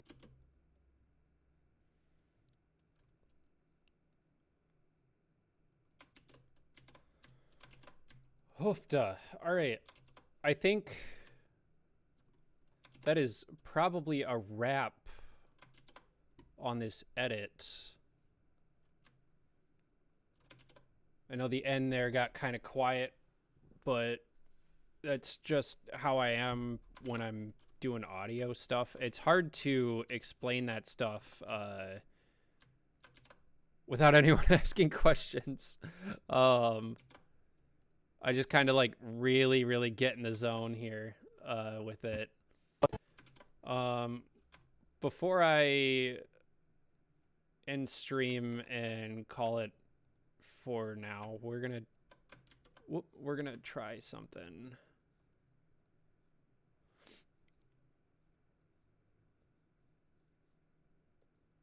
We're gonna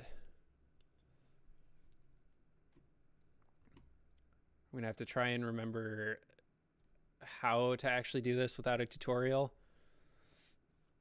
because it's been a minute. I just remember, was it the glow? Was it a glow effect, or I think it was I think it had to do with the Gaussian blur.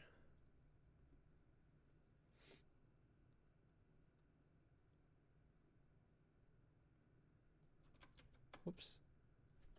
Let's try it 100 and we'll do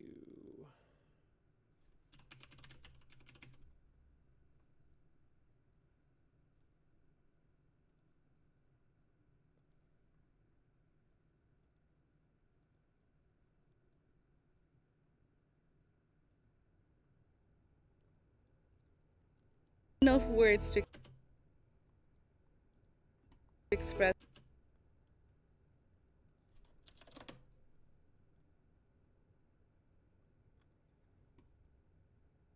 basically what I'm trying to do here is replicate the look of a black promist filter, but I can't seem to actually remember how to do this effect.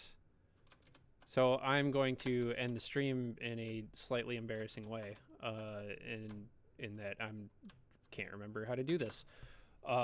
Anyway, that is a wrap on editing a wedding video from start to finish live on stream. I want to thank anyone who showed up to ask questions, and anyone in the future watching the VOD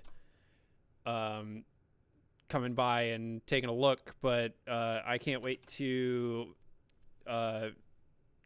get this, you know, do a little bit of cleanup here, and then get it sent over to the couple and get their reactions to it. This was a very fun wedding to work on, from start to finish. Absolutely great couple. All the vendors that I worked with were incredible. Mad shout outs to Win Some Photos, and the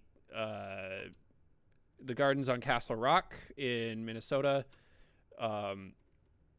All great people to work with, and all the other vendors that I am blanking on at the moment, on the spot. I have them all written down, but I will link to their websites down below just so they have, you know, they like I can help them out any way that I can. But yeah, so thank you so much for watching. It has been almost 4 hours of this live streaming session, but I really wanted this video done tonight, so I could get it to them sooner rather than later. And with that, I am going to log off for the night. Thank you so much.